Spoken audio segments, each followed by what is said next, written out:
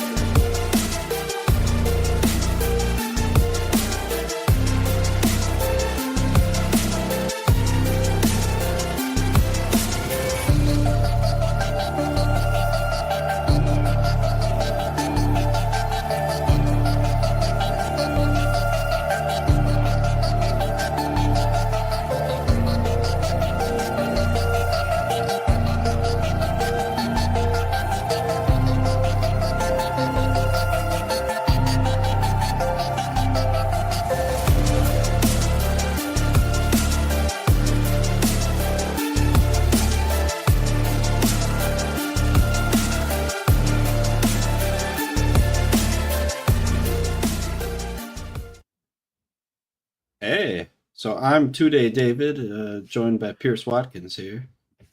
Hey, I'm Pierce. Howdy, y'all.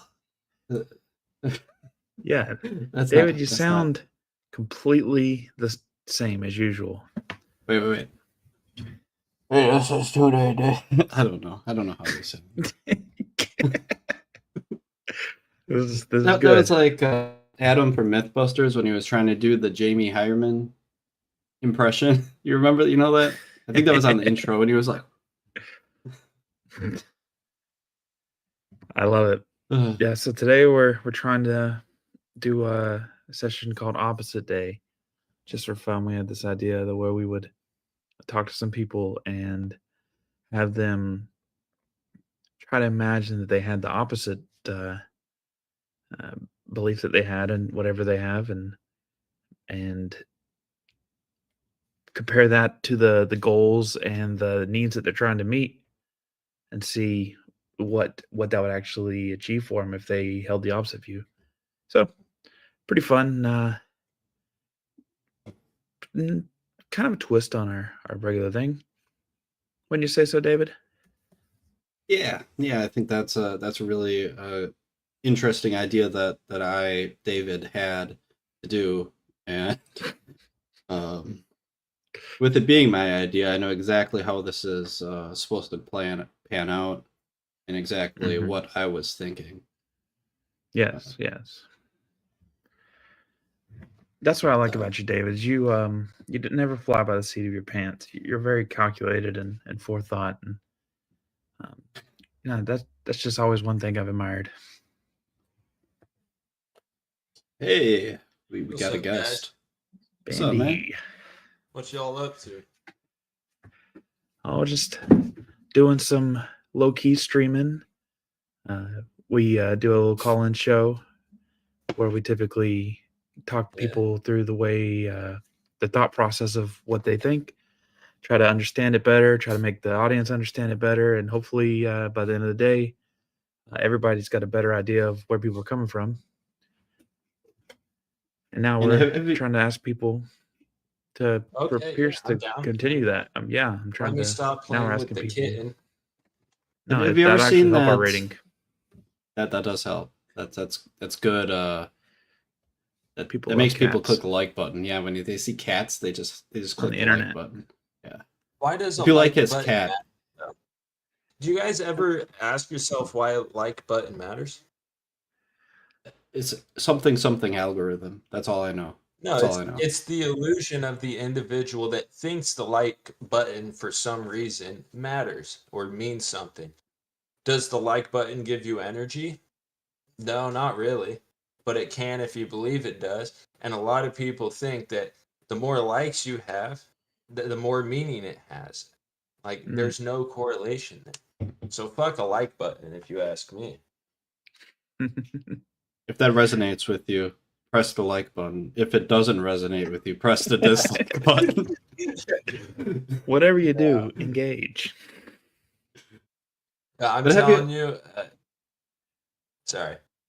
have you ever seen that episode of SpongeBob What? where it was opposite day? Opposite day. That's what we're doing here today, sort of. Dude, swear, I used to stream when I was like 15, Yeah. like video games We're still and in the stuff. same And mentality. Yeah, we're I still had that like age. I had a stream with like 15,000 viewers in total by the end of the stream, and the whole time I was asking people to dislike the video, and it didn't matter about how many dislikes I had. I placed no value upon it.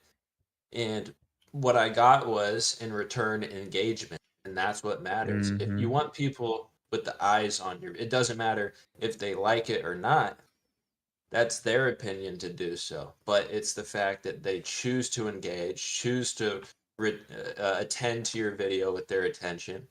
And that's all that matters if you're trying to, grow in the space of the internet.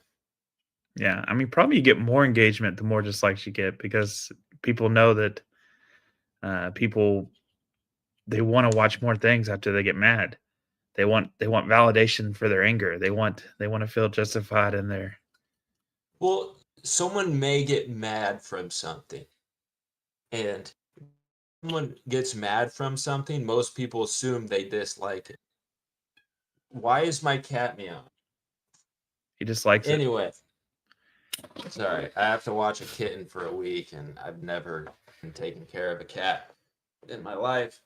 But yeah, so why even assume people get mad if or assume they dislike something if they're mad? I think sometimes if you watch a video and you dislike it because you are mad, sad, glad, or happy, or doesn't matter, they just equate a certain feeling to the word bad and they dislike it. And I think that's completely on like their fault. It doesn't matter if it's a dislike, like, comment, a subscription, an unsub. It's all like a reaction from the viewer. And what matters is if you have a reaction from the viewer. That's what matters at the end of the day. We To tend the to not algorithm, get at least. reactions. Yeah, we Yeah. we get We're we just get chilling. people snoring, sleeping. Yeah. So really, we should market ourselves as a sleep aid. Yeah, you could totally. That's more accurate. Yes. I've been begging If Pierce people to ever ask do me a. about it. I've been begging Pierce to do an ASMR just video, just straight up, Hell just talking no. to people, just whispering the whole time. What do you guys actually talk about though?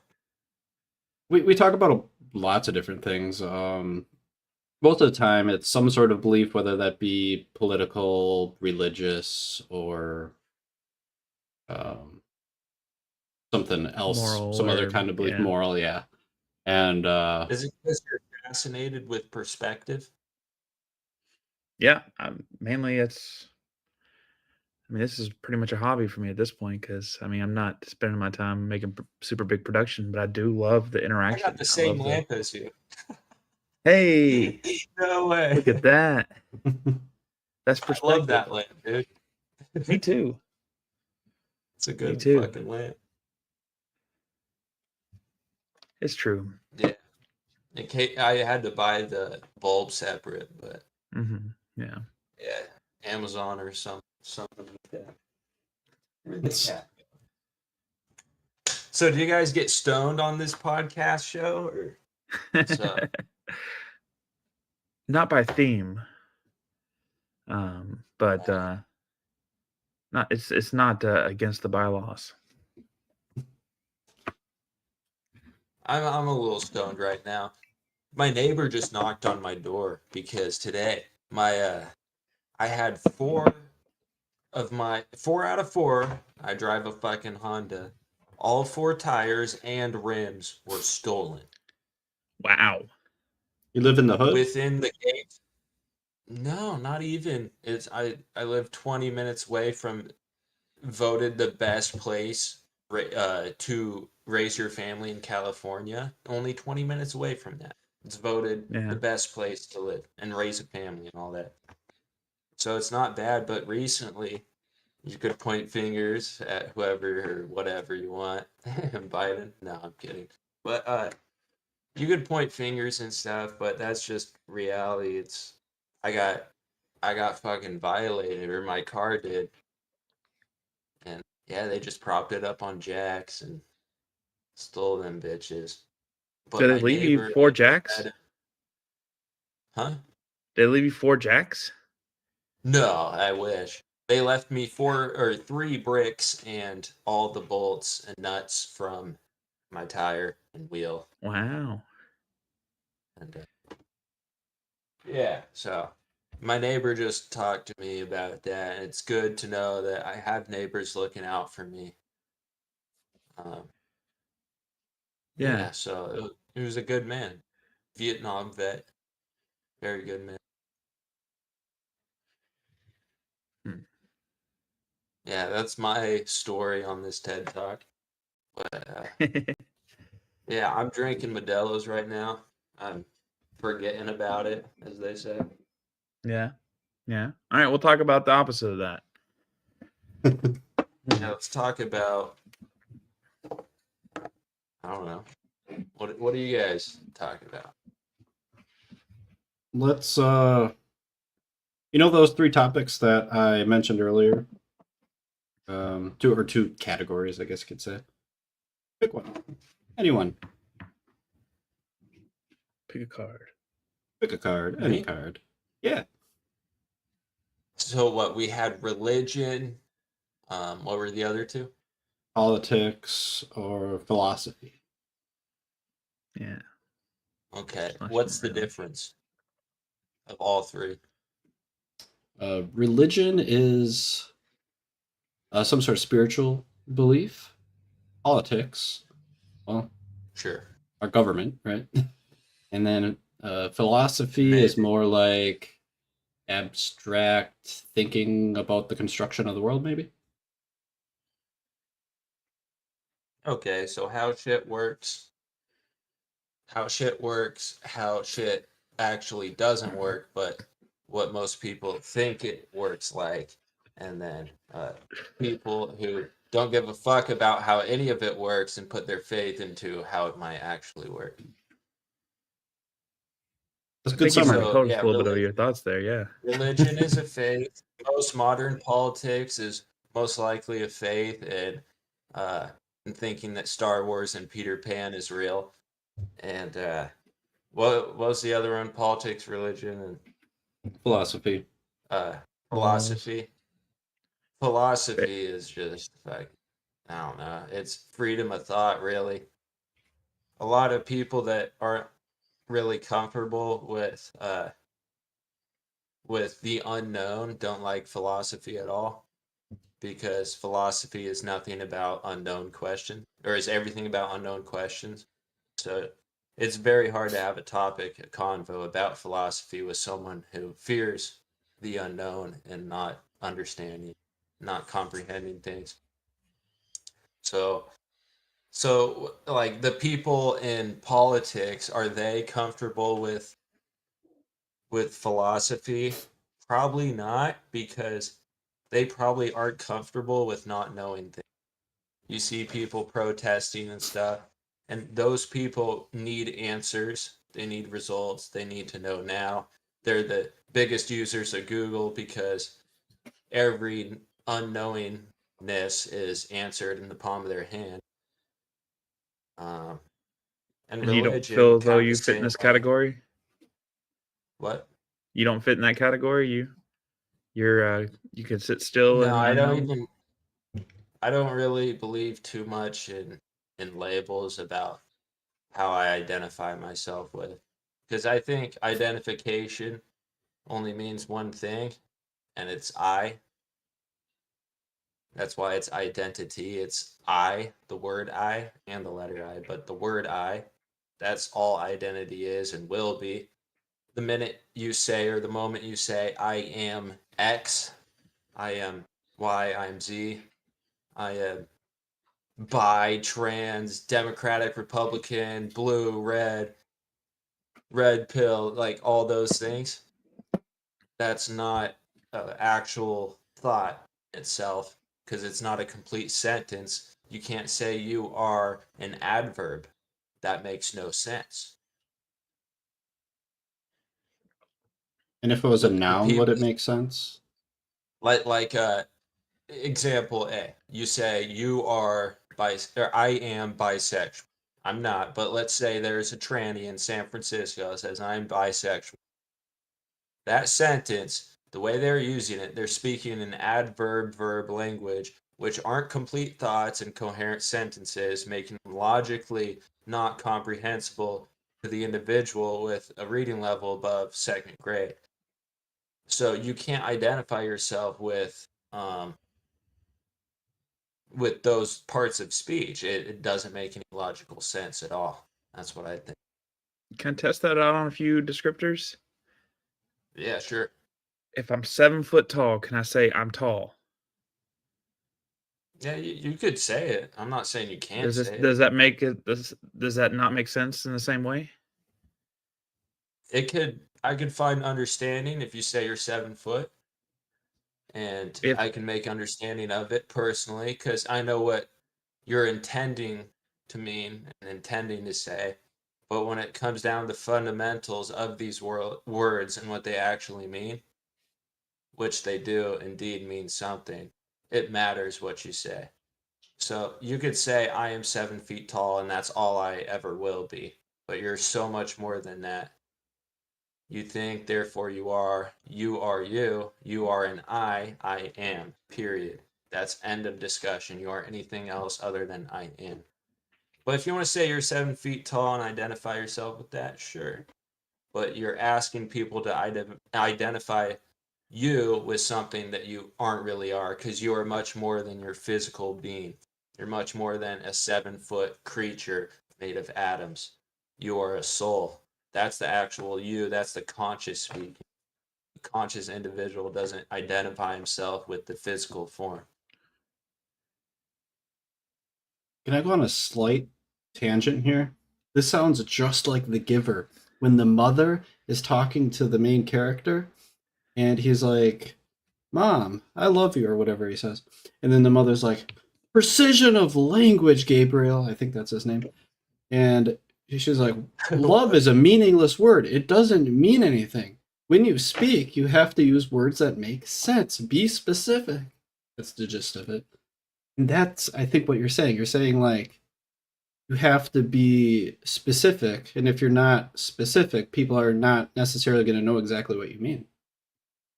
When you're not specific, you are under the responsibility to where if someone doesn't understand you, it could be your fault given your own language.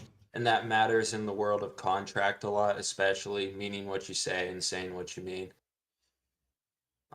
But in reality, also, there is another level of understanding of, you know, you may speak a language and use double talk, so you might say something where someone gets confused, but they'll try and understand regardless of language.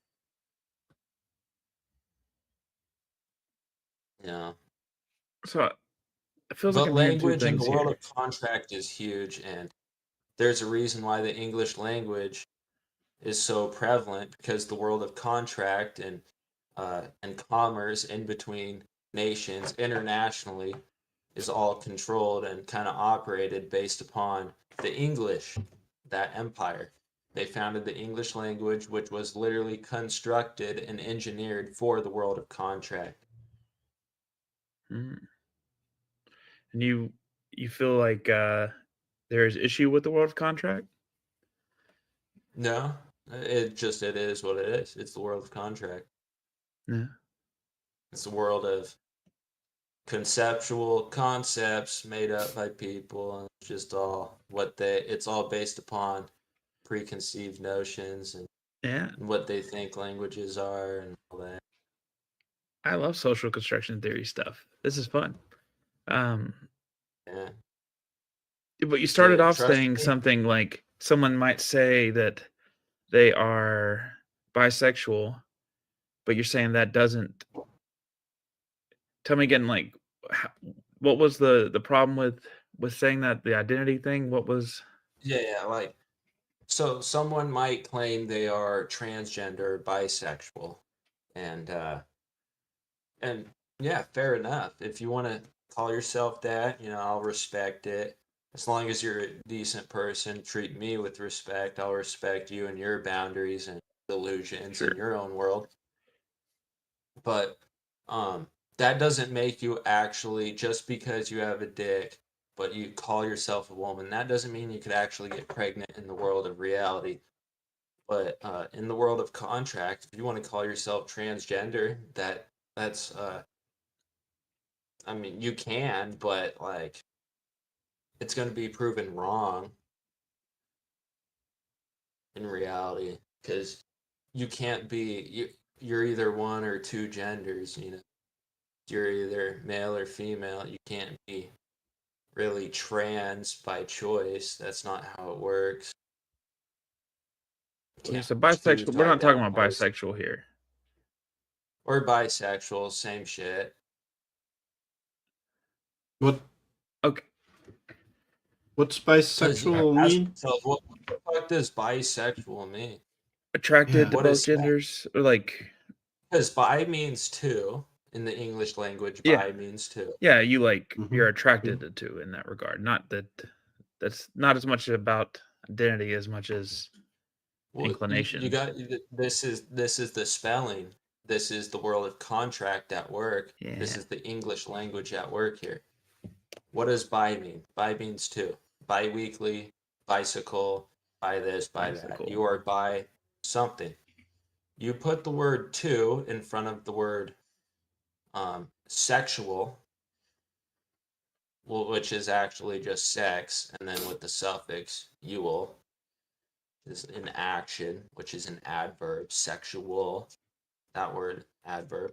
So by two sexuals. You can't, that's not even like a complete sentence. You can't have two adverbs next to each other in the same sentence to have it form a complete sentence. We went to grammar school, people. You What can't if you said, have two adverbs "Historically, side I by have side. been bisexual. Historically, I've been attracted to both genders."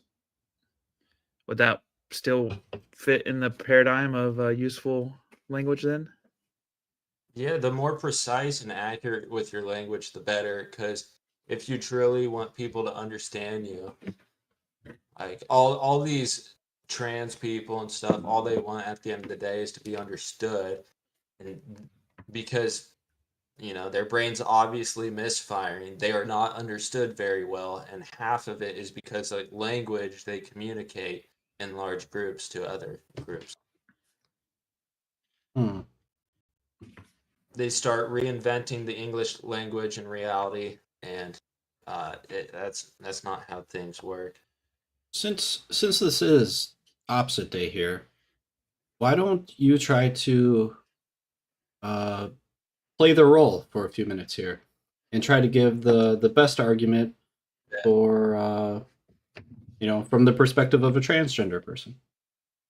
I bet. All right, so Pierce and David, I'm a woman. I Okay. have tits. I have tits.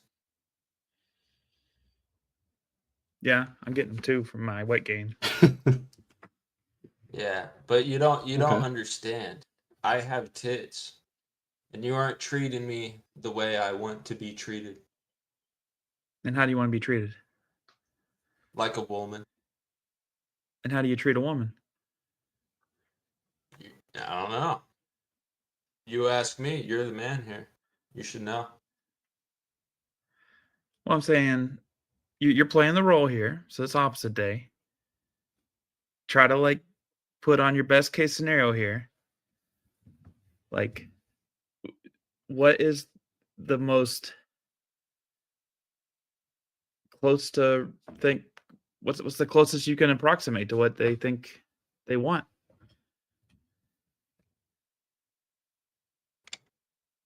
They just want to be they want to be respected, but they disrespect language or the English language itself. So So they feel so maybe you think they have a problem it's with a like they lack of accountability. Communication is huge you sound if like you a want to. self-hating trans person right now. Like you got a lot of self-loathing here. You can cut yourself some slack. That's what you're. This is all talking to you like a character here, not Yeah, I don't know. Anyway, I'm too drunk for playing roles, for but role play there. Okay, fair enough. yeah, not about to Well, do trans role play. Oh shit.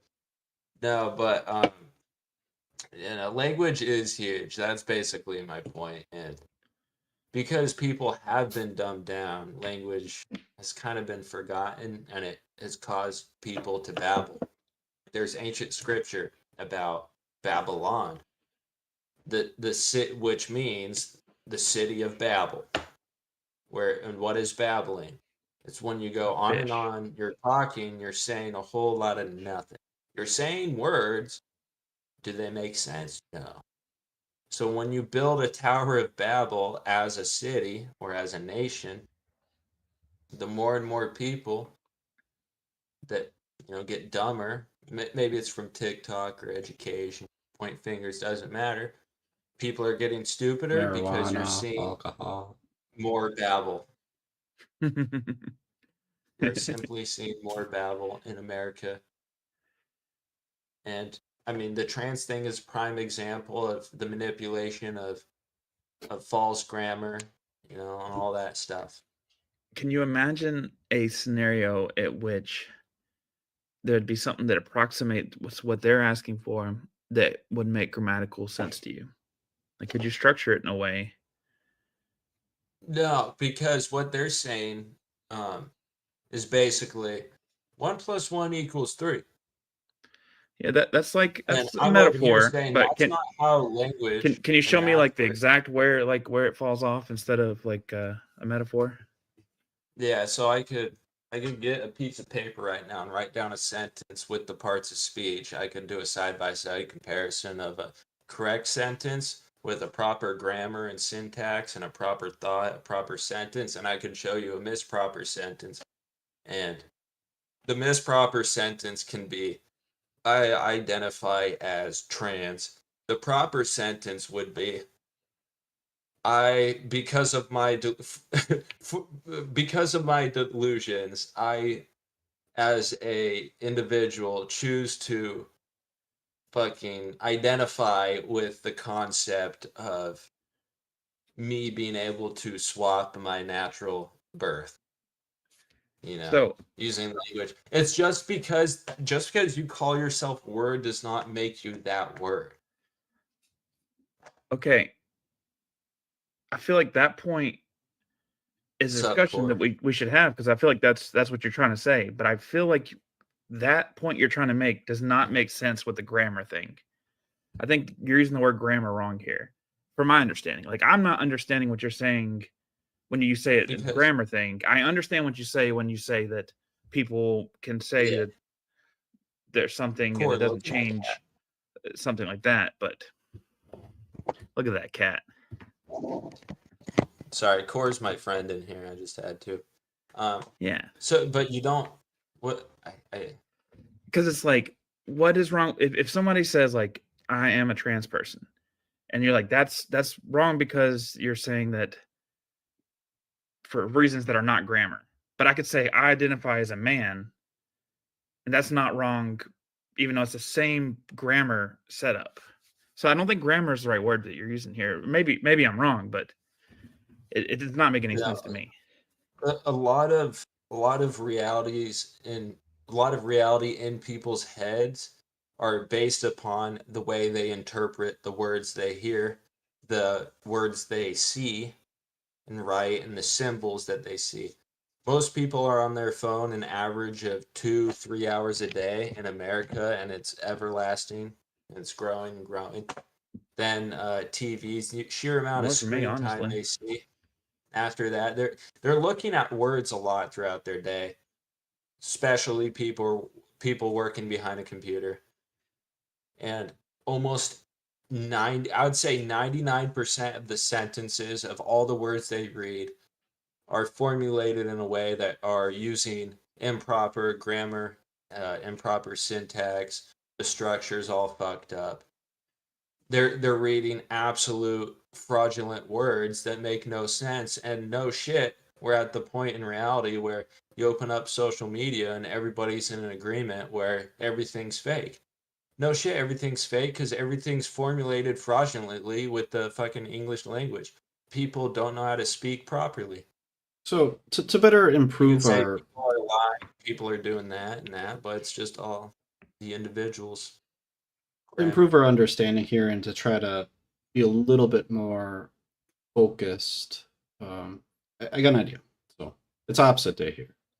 We tried the opposite with you, Brandy, but that didn't quite work. But we're gonna be opposite. No, I'm gonna be I'm the too opposite drunk. here.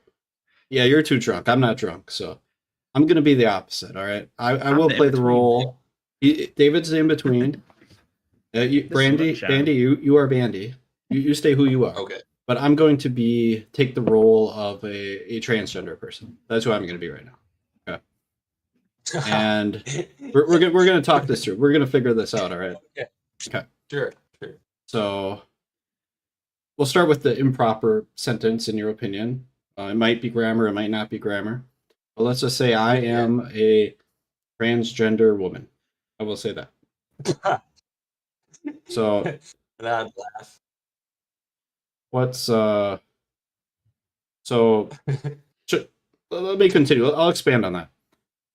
I Okay. am a transgender woman, and I've come to that conclusion because that is how I feel internally.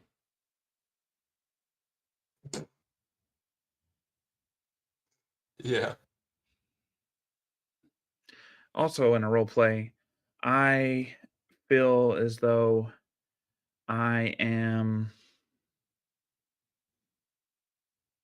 secretly European. Okay. Wow. I And feel so I internally, would, even though I was born American. and if you guys were serious, my response would be a fucking laugh, and I would not take you seriously as a individual. As an individual, or just that belief. It would be very hard to take you seriously as an individual, given the state of your mind. If you were serious, claiming to secretly be African, European, or secretly fucking trans or whatever, Hmm. or openly trans. It If doesn't matter what you think you are. You know, if you are a good person, you tell me that. Sure, I'll respect you. I'll call you trans or whatever you want. Um, maybe a nickname or something, but you do have to realize, regardless if I'm going to respect calling you a trans person or not, it still, at the end of the day, is not humanly possible given the language of the words that you chose to identify with. okay, let's take this a little further. Let's keep the opposite Okay, I'm gonna grab hypothetical a beer. going. Go ahead. I might need one too. Let's see if my mic picks this up. Oh yeah, very Ah, crisp, solid. Did you hear my All little right, funk? let's go. Let's get Check it. on Let's my get it. Let's get it. Tennessee moonshine. okay. Oh shit! I just slid into my desk. So keep going with this opposite theme. Yep, crack that one open. Oh, So you said that you wouldn't really be able to respect the belief and perhaps not take me serious as a person. Let's say I say I'm a transgender woman. Let's say that I also acknowledge some of these realities, like uh, born with a penis, right? Let's just say I acknowledge that. I understand that. I agree with that. Let's say I acknowledge my genetic makeup. I forget which way it goes, XXXY, whatever. Acknowledge that. Um, but ultimately, it just comes down to is like, hey, I just really feel like I'm feminine and I identify in that direction, that gender. Hmm. And if you said that, uh, like, see, I just met you. Like, let's say Mhm. I joined in here and you were actually trans, and I just met you. And you're claiming all these things to me. Yeah, Uh, I would still let you know, like, you're being fucking delusional. I'd poke fun at you. I'd make fun at you. I'd shame you. Okay. Uh, but if I got to know you over time and you're a good person, yeah, maybe I'd respect your delusions. 'Cause that's what maybe I build a bond or something, a relationship with that person, thinks they're trans. But regardless, I'm still gonna let them know the truth. You're delusional as fuck for calling yourself something you aren't. what do you? I'm wondering, like, with making fun of me, if you know, if this were real, um, what would? Why would you? It sounds like you're saying that you would do that because it's the truth. It, what else Yeah, are you looking I'm to looking achieve out there? for you. No, it's because I'm looking out for you.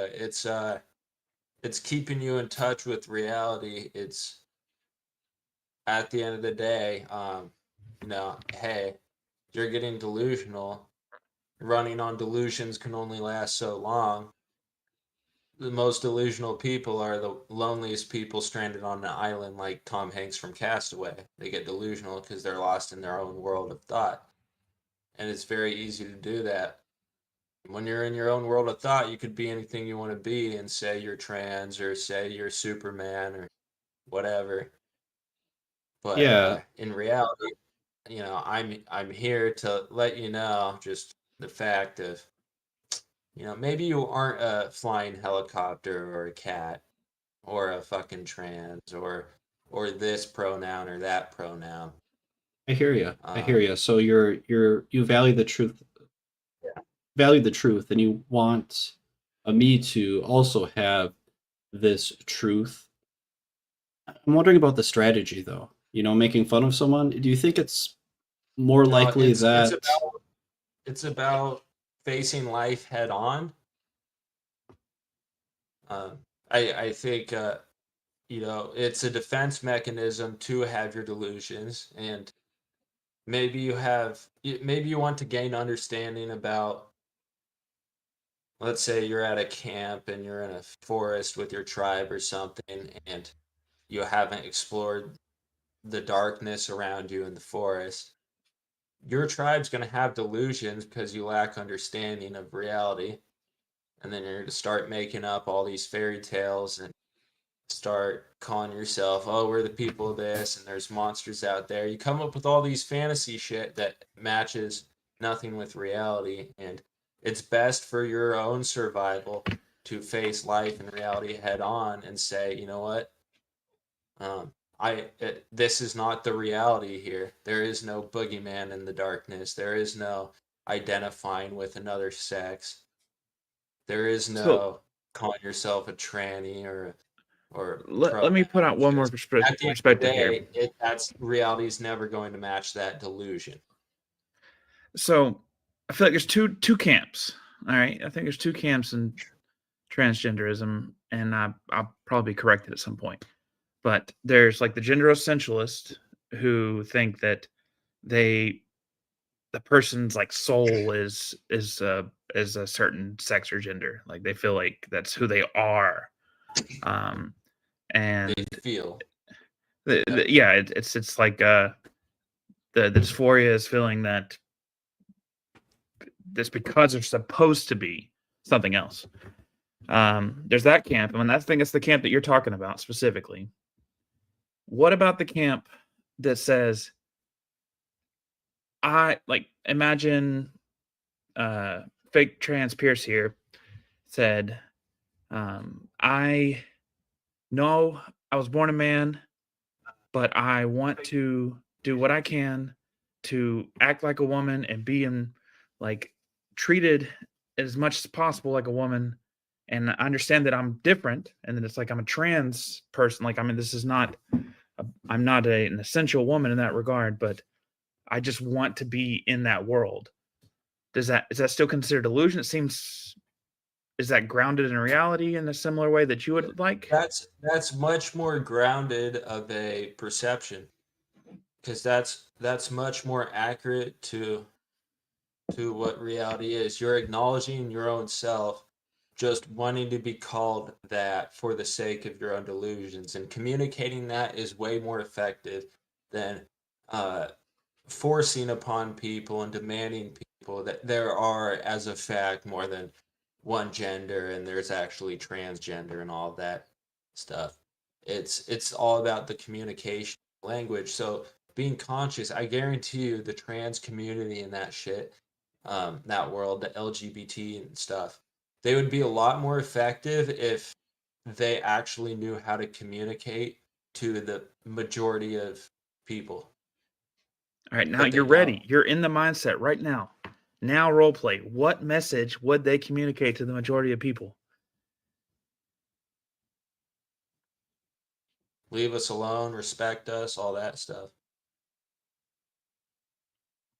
Okay, But you okay. don't earn respect. It's like saying, "Yeah, I want respect and I want to be left alone, but also Okay, yeah, fuck you. you're One doing them a plus bad one justice equals again. No, three." tell them what they need to do. No, don't tell us what they can do Oh, wrong. what Tell they us what they need to need to do? do. What they need to do is they need to get grounded with reality. They need to learn a little more about the English language, maybe communicate with more people outside of their own bubble, step outside, touch some grass, get into the real world. Maybe Okay, it's getting this an is all actual like job, self-improvement all stuff that they could stuff. do. What could they say to the general public? Like you just said, you said they need to learn how to speak to the regular person better. What do they need to say to the regular person? It's gonna be different for every individual. So I can't speak on behalf. I throw out generalizations and stuff. It's never gonna fit 100% everyone. But yeah, just be a better communicator, grounded with reality. Step outside your front door, talk to people outside your comfort zone, explore, All good things. I don't disagree with you there. I venture, mean, all that's that good for stuff. everybody. Yeah. Yeah.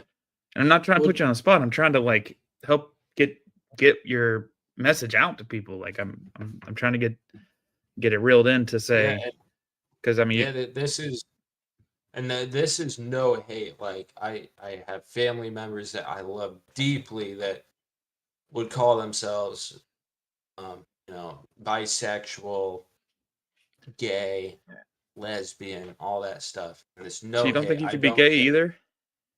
It's not like a I don't care what you do thing, guys. It's a fucking. It's a just be accurate with the language. You know. Okay. I'm really dying to know. Um, If you look at how Twitter, is obviously, huge communication problem.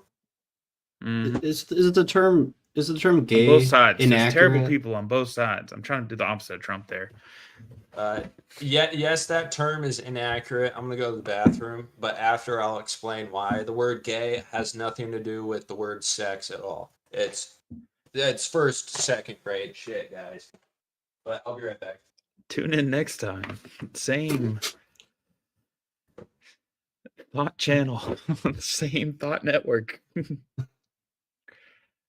wonder if he can still hear us because I bet he has wireless I hope earphones. I so. bet he could still hear us. I'm really wondering what how gay is inaccurate. I'm trying to figure it out. Like in my mind, it's a preference, right? Like Yeah, I yeah. prefer to be romantic or sexual, either or, really. Right. Like, can With you be an men, ass man or a tits man? That's a preference. that's just like gay. That's the same, almost the same word, except Similar. different completely. Yeah. Yeah, different but Yeah, the yeah. same. Yeah, Different completely. but the same, yeah. It's still a Yeah. preference. Like So that works, like because it vaguely associated, so obviously it makes sense. it's like if you like fresh cheese curds or fried cheese curds. You know, are you a fresh guy or a fried guy? That is the most like what Green Bay thing I've ever heard. It is. So yeah, so the word gay, obviously, we all know it means happy. Gay has nothing to do, and it never has anything to do with sexuality. It's only individuals that started um, becoming degenerate and sinful with sex as an act that they started to call it something it's not. Do you know the origin on the word act? Action, It movement, came from and plays. exchange When of you were in a energy. play, you acted in an act. So technically Well, that what is word acting is motion. Action is motion. What is motion? Energy. Well, what Motion of is the ocean. energy? We only know so much about energy. That's what makes it such a fascinating concept. I'm wondering, A can verb words a verb is can, nothing but energy. A can words verb ever like describes. evolve or change? In the meaning of a word, like can we have an alternate definition? Can it change into something else? Is that ever possible? Multiple. Can what change? Words, language. Um, we could invent. We can create words. We can do a lot with words. We can spell words, enunciate words. We could create meaning to words. Yeah. Uh, but at the end of the day, even letters hold meaning. Letters hold numerical value. This was never taught to you, too. Letters in itself hold numerical value. Why are the letters ordered in certain ways? Why do the letters look geometrically certain ways? It's because they hold numerical value. So when you actually formulate a sentence, you're essentially formulating a math problem. And when you formulate an incomplete sentence, you're forming an incomplete or wrong mathematical problem. That's how it works. Fascinating. Have you ever seen And the show that's where Devs? consciousness comes in. You hear an incomplete sentence, you could still understand it because you have intelligent understanding. That's where love and soul and all that stuff comes into play. But in the world of contract, like commerce in between nations, that holds a lot of value. When you're bringing in thousands of pounds of food in between nations, selling them, importing, Mm-hmm. exporting, there's contracts behind that using Oh yeah. two different languages. The only unifying thing between those languages are quantifiable part of grammar called quantum syntax grammar, and that's where all letters hold numerical value. So in the world of contract, when you write down and sign your name at the bottom, claiming ownership over the contract, you actually say and mean 2 + 2 = 4. You can't sign on a contract that says 2 + 2 = 5. Otherwise, you're going to have a war over that math problem on the contract. So if you apply the discrepancy of 2 + 2 = 5 on a contract and someone signs off of it, thought it was 2 + 2 = 4, you apply that to language and someone signs on a contract, this, and that, you have to pay me this amount of food and you give me this. But the person signing claims to say, well, I actually thought 2 + 2 = 5. Now you're fighting over disputes and you're having commerce trade wars with China, all because disputes of languages, and the contracts are all fucked up because the language is fucked up. And that's where quantumizing numbers and that knowledge of quantifiable numbers and letters come into play. Is it a problem with the English language or a problem with the people using it? It's always the individual's responsibility to be responsible of the individual, especially as a man. Okay. So going back to the You word never. gay, what if I were to say I'm gay? How would you correct that? Let's correct that sentence. Why I are you mean, gay? I would ask, oh, so you're happy? No, no, no. I like men, So like if you aren't romantically. happy, then you can't be gay because the word gay was a term that was created for describing your level and state of happiness. Okay, let's fix it. What should I? How should I describe myself instead? Well, well, what are you trying to describe? I don't know if you're trying to describe being happy or describe sticking your cock in a butthole. Closer to the second So, one, but trying to describe, are you trying to describe a state of how you're feeling or a state of action? hmm,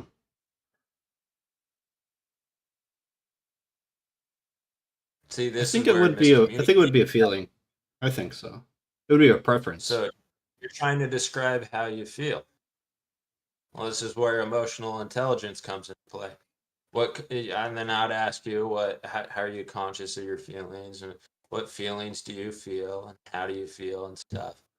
And you would use more than one word of just yeah. If you start going down the road of, well, I feel happy, I feel blessed, I feel peaceful, um, That's life is fun, and you start describing down that road, I'm gonna say, oh, you're describing being happy.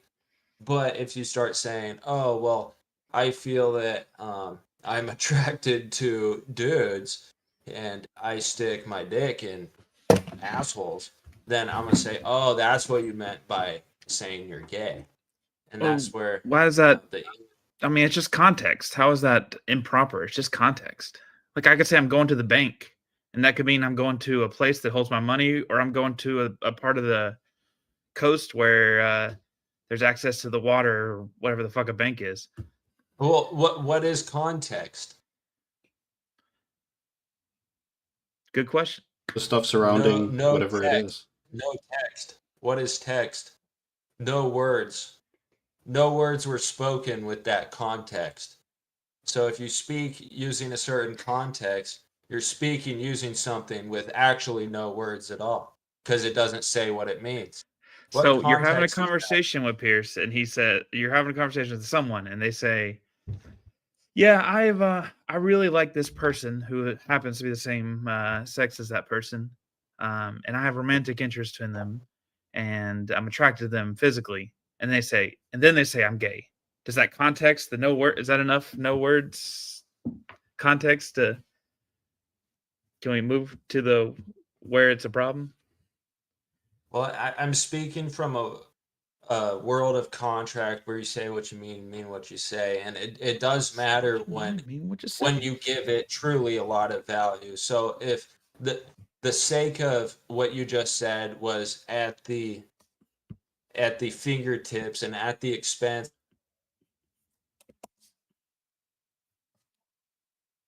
Did we lose him? Froze. Yeah.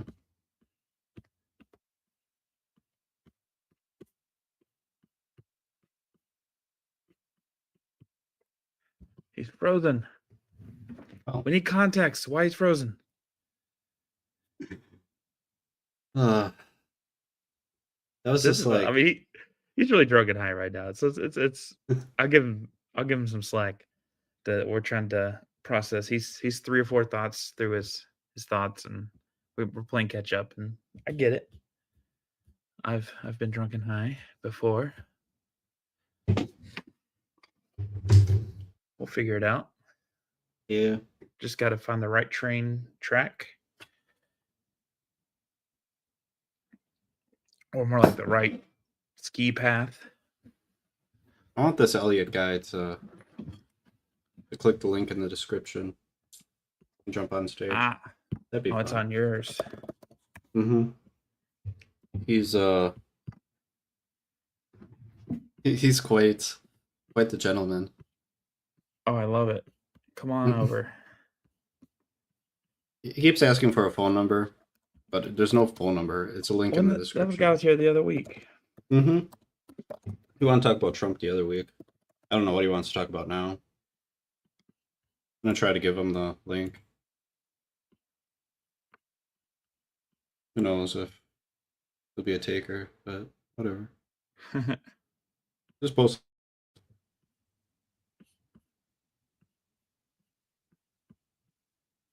Yeah. See, look, the context, because we're saying the word call, but we're not meaning telephone. We're meaning internet call. Yeah. But I that's get must be yeah. improper in syntax. It's Bandy, all about come back. context. Hurry up. I think he's toast. I don't know. Yeah. I'll let him sit there for a while because, like, We'll give him just a second. Yeah. yeah, we don't really have anybody else. Unless somebody else does want to come on. But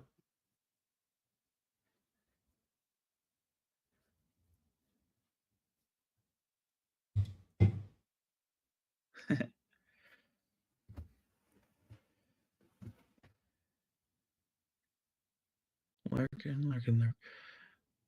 You got some fun comments in yours. I don't think Russia would much care for people that you think that you're talking about there, Elliot.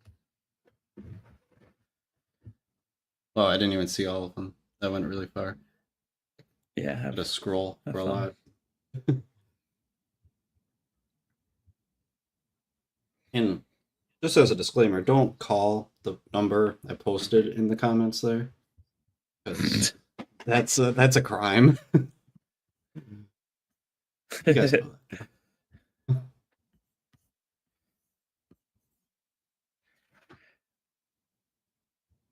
And the guy in your comments is Trump, Trump, Trump, Trump. And it's like, yeah, sure. I mean, Kamala sucked, but I mean, how do you know Trump's not part of the deep state as well, guys?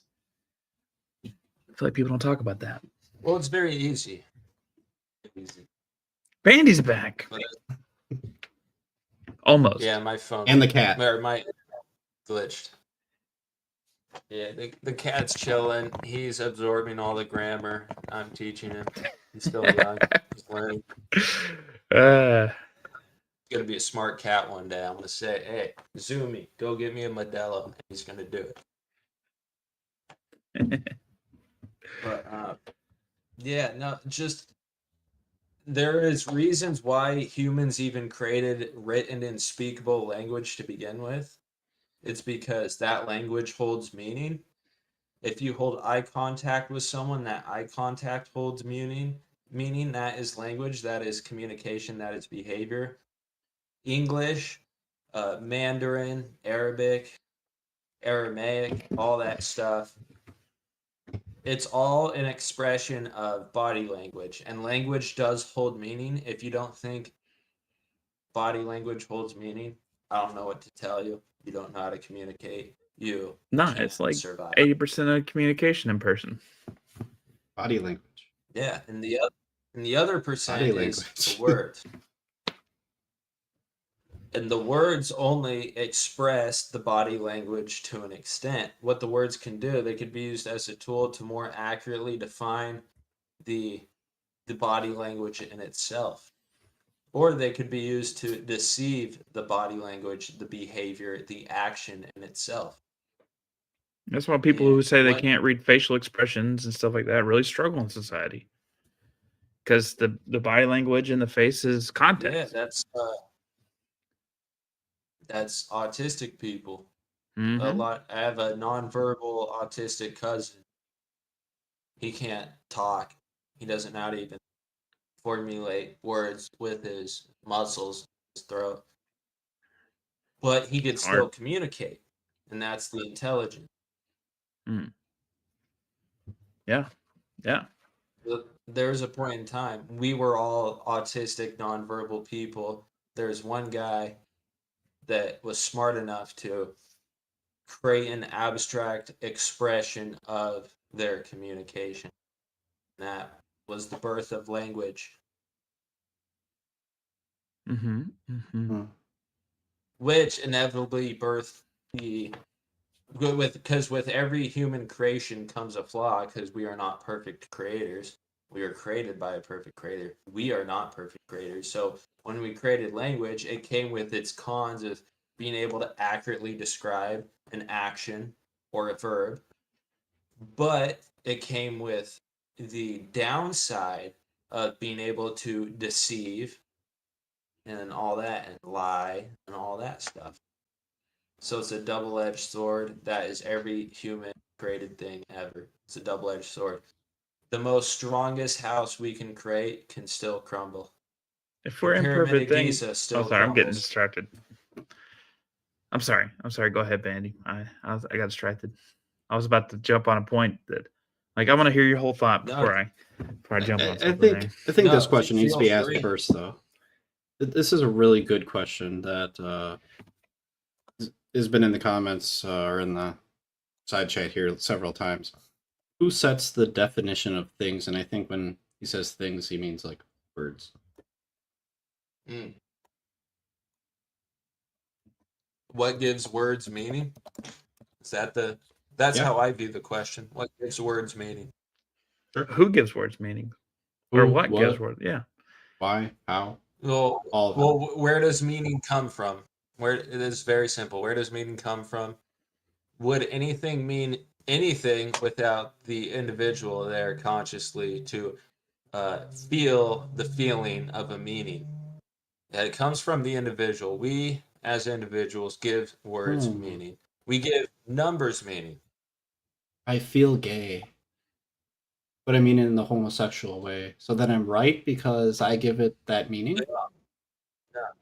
Yeah, you might be right in your own perspective, but when it comes to quantifiable things that everybody can actually physically observe, like a tree, we can all physically observe that trees are trees, right? We can quantify a tree. We can quantify water. We can quantify the atoms that make up our existence, the platonic solids. We know gold's gold, silver, silver, wood is wood, language is language, How do you know you're right? straight? We all know that. Well, straight is just like ingrained is in us. It's when you get lost in your own world of deceptive reality where it becomes like twisted, and that's when you start creating shit like Yeah, the other people. That's other people. How do you know proper you're language. straight? That's other It's people. just ingrained. How do you know that you personally, Bandy? Maybe your cat. You can answer It's for your just cat. that's just how reality is. You know, you're born with a dick. You got balls. Uh-huh. Next thing you know, Following you so far. balls drop. Yep, that happened. And that's it. Okay. And that's how reality is. But then, for some people, you know, you might grow up, then your balls drop, and then you don't even know because you're lost in your world of thought, and then next thing you know, you're in San Francisco What's the significance of your voting balls for dropping in Kamala this scenario? Harris. What? And I did not vote What? for Kamala. Just to give you a fun. What? Say what? I said so. I mean, but what's the next step? I mean, like people's balls can drop. I mean, what is that? Your balls dropped. Does that mean you're straight? Do you know you're straight after your balls dropped? Yeah, that's just the default code in reality. You know, Can that's you be just how it straight works. and like get kicked in the nuts and have a medical procedure where you lose them at a young age, or can a castrato choir kid still be straight? Yeah, actually, shit like that could have an impact on you. You know, like I don't know if you'll watch Game of Thrones, but there's that one guy with no balls and stuff, and Yeah, he that was was a wild friends with the scene. midget, and he was completely like demoralized and didn't give a fuck about anything because without his balls, you know, he was kind of just in his own world of thought, and he's kind of being a fag. That's just that's Wait, the a Game fag of like a Thrones bundle of character. sticks? Like Are you cigarettes? talking about a fag and a bundle of sticks or a No. cigarette? You mean cigarettes? Yeah. For sure. Someone waving their hand All right, but if we bring him up, we're should kicking be. you down. Oh hell no! Never mind. I know the person raising their hand. Fuck them. No, they would just. Hell no. No. And they're all on the side I say it a chat. little bit. We No. have them both up, but let's finish this thought here. We're actually a good duo. We could provide content and attention to your stream. It's for the people. It's what they want to Just see. go ahead and Trust. start working on the frame where you have 2 people up here. Just All go right. ahead and start crafting it. Okay, but how do you know you're straight? It's just reality. That's how it works. Like, Yeah, but what about a like reality that makes it it says 2 + 2 = 4, you know? okay? So why isn't it just reality that somebody's attracted to the same sex? Because that's just like how that's how the flow of energy continues for eternity in the now presence of time. It's through the Hmm. sacred holy act of sex is which it's able life itself is able to reproduce and continue on and on. Holy sex. What's holy mean in this Yeah, context? yeah, it's a very holy act. That's why marriage is hold very sacred What if a because gay it's person treats it holy? They abstain until marriage, no, that's and not how it works. Now you're speaking in the word of Babel. You're babbling. You're building the Tower of Babel, speaking that sentence as like you but why cannot is be that gay. different?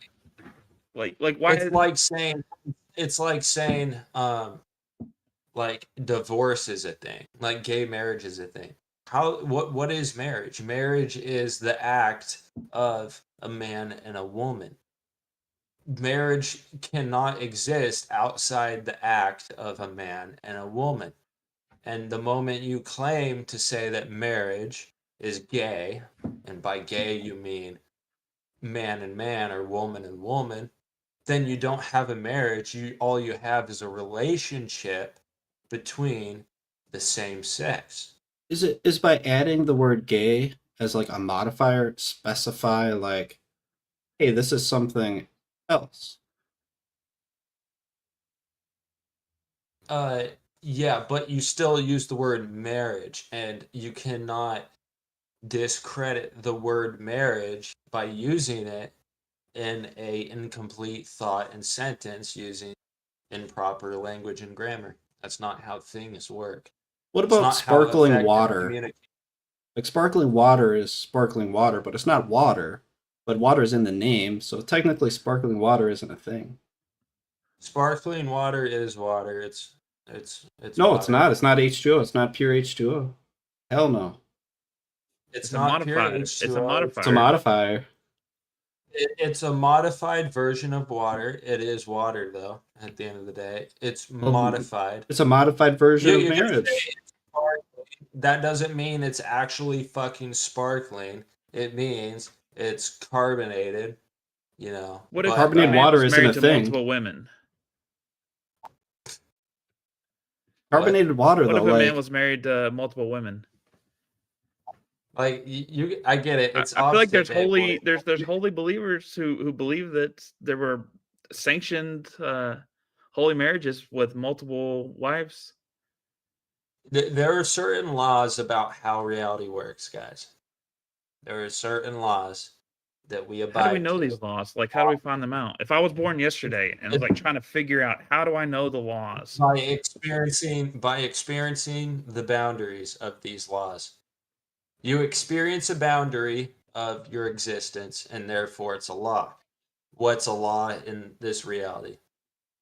Okay, well, you're born and you die. Hmm. Okay. You're a male, you're a female. It's human nature and the human experience. It's very fundamental things like birth and death, creation and destruction, that type of shit. Male or female, all that stuff. Very fundamental shit.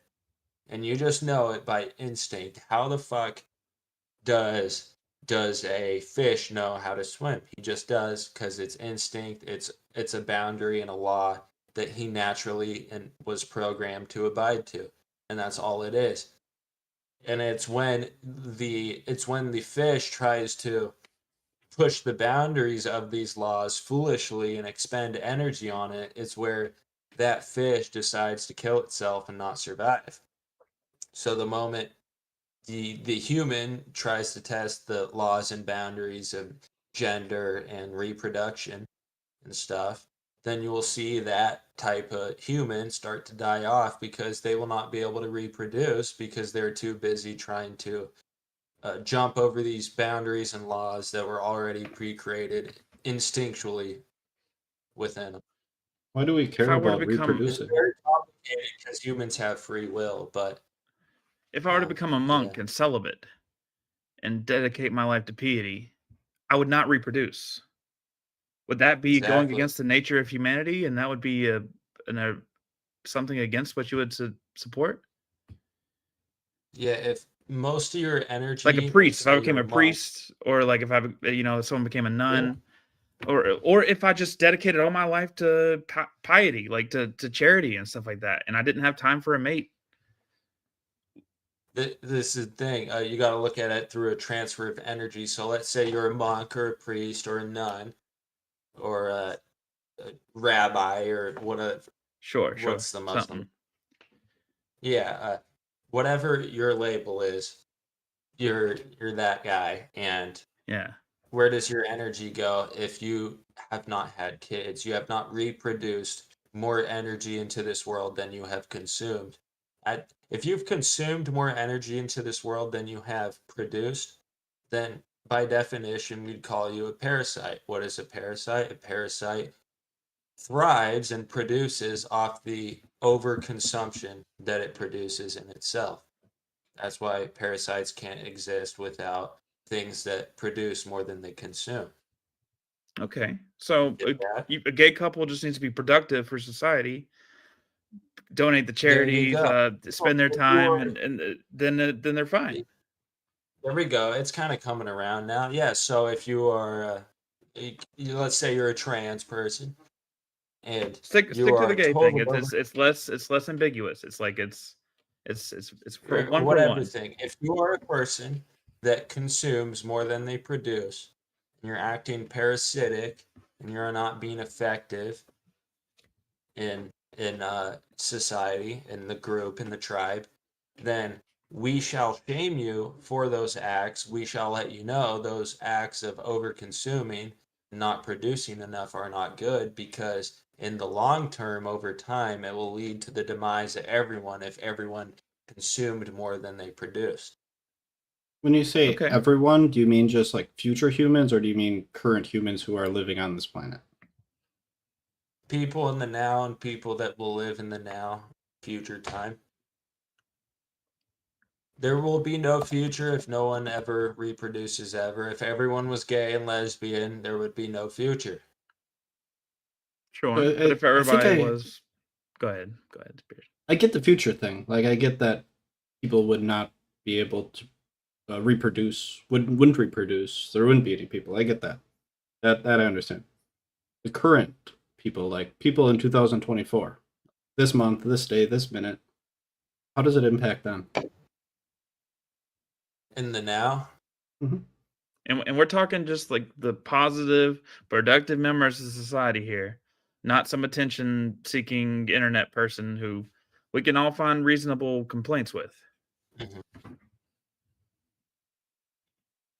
Well, in the now, in the present.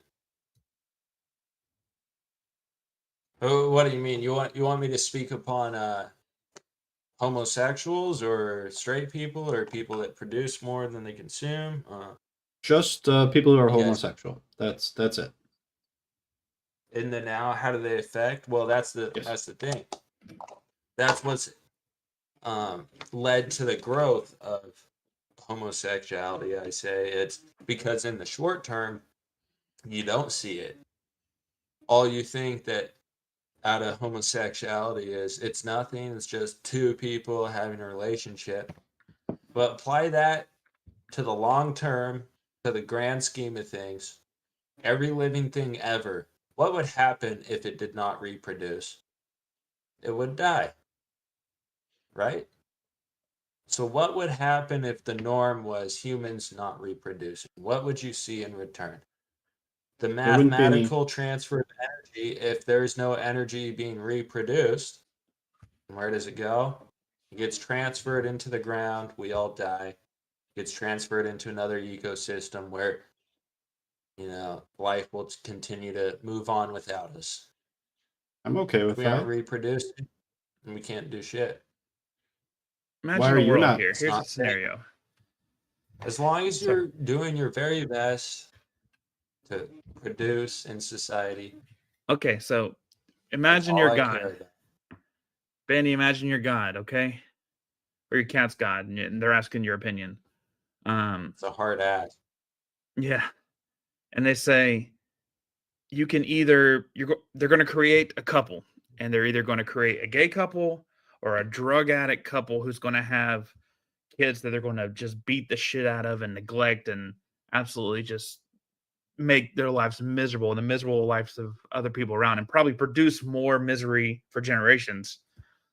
Um, which do you think is more of a net positive for society? Well, if I'm God, what I would do, because I'm outside the bounds of everything and my Ooh, a creation, loophole. I, I could look at the timelines of both individuals or both groups. I Yeah, could look at the group of the gays, the group yeah. of the very troubled relationship, and given their whole lifespan, I can look at them and see which one has produced more, which one knew me best, which one I'd want to hang out with in heaven the most, and I'd probably decide which one is, which one's better. Uh, but that's a very hard ask, and I don't like answering that. Yeah, it's a crazy hypothetical. I It's so shall hard. not I shall not judge. All I know is sin is bad, and if we want life to continue on, if we want the human experience to keep on living, we should support people reproducing, and we support people not reproducing. What if they adopt? Because there are kids who are neglected, and one of the That's great. beatitudes is Great. caring for the orphans.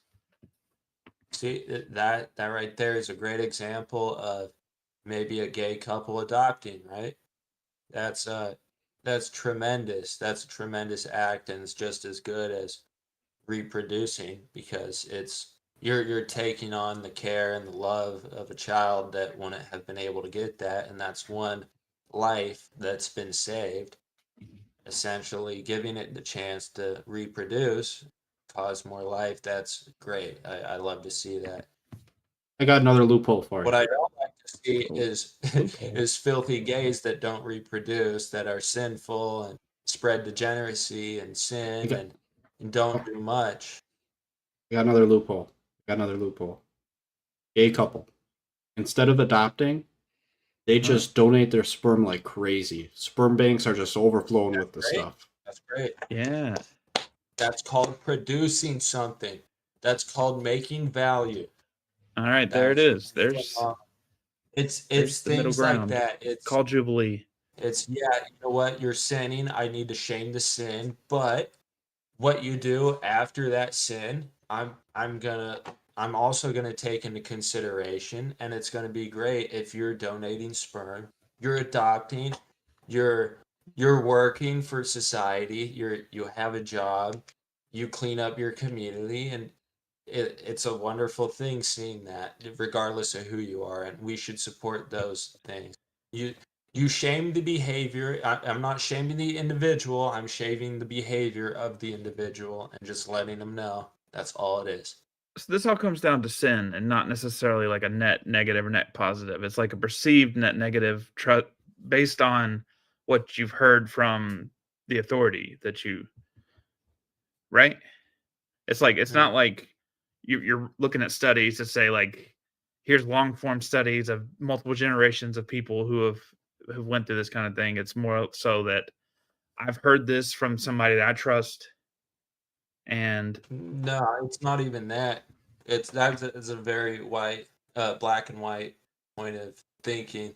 It's not that I heard it from somewhere. It's not that I saw it on the news. no, you heard it from It's authority, which is what you I imagine is God in this scenario. Like you're saying that God doesn't yeah, like that.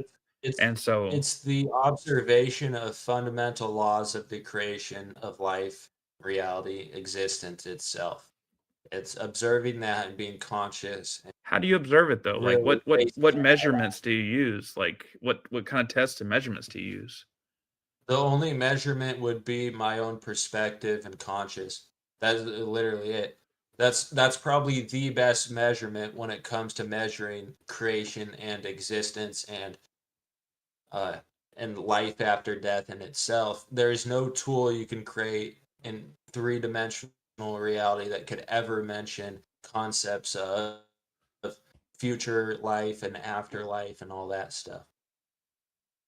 If I used the same tools as you, but obviously me, and I came to a different conclusion, a different ending than you, um, How could I know how the could we figure out difference? who's right?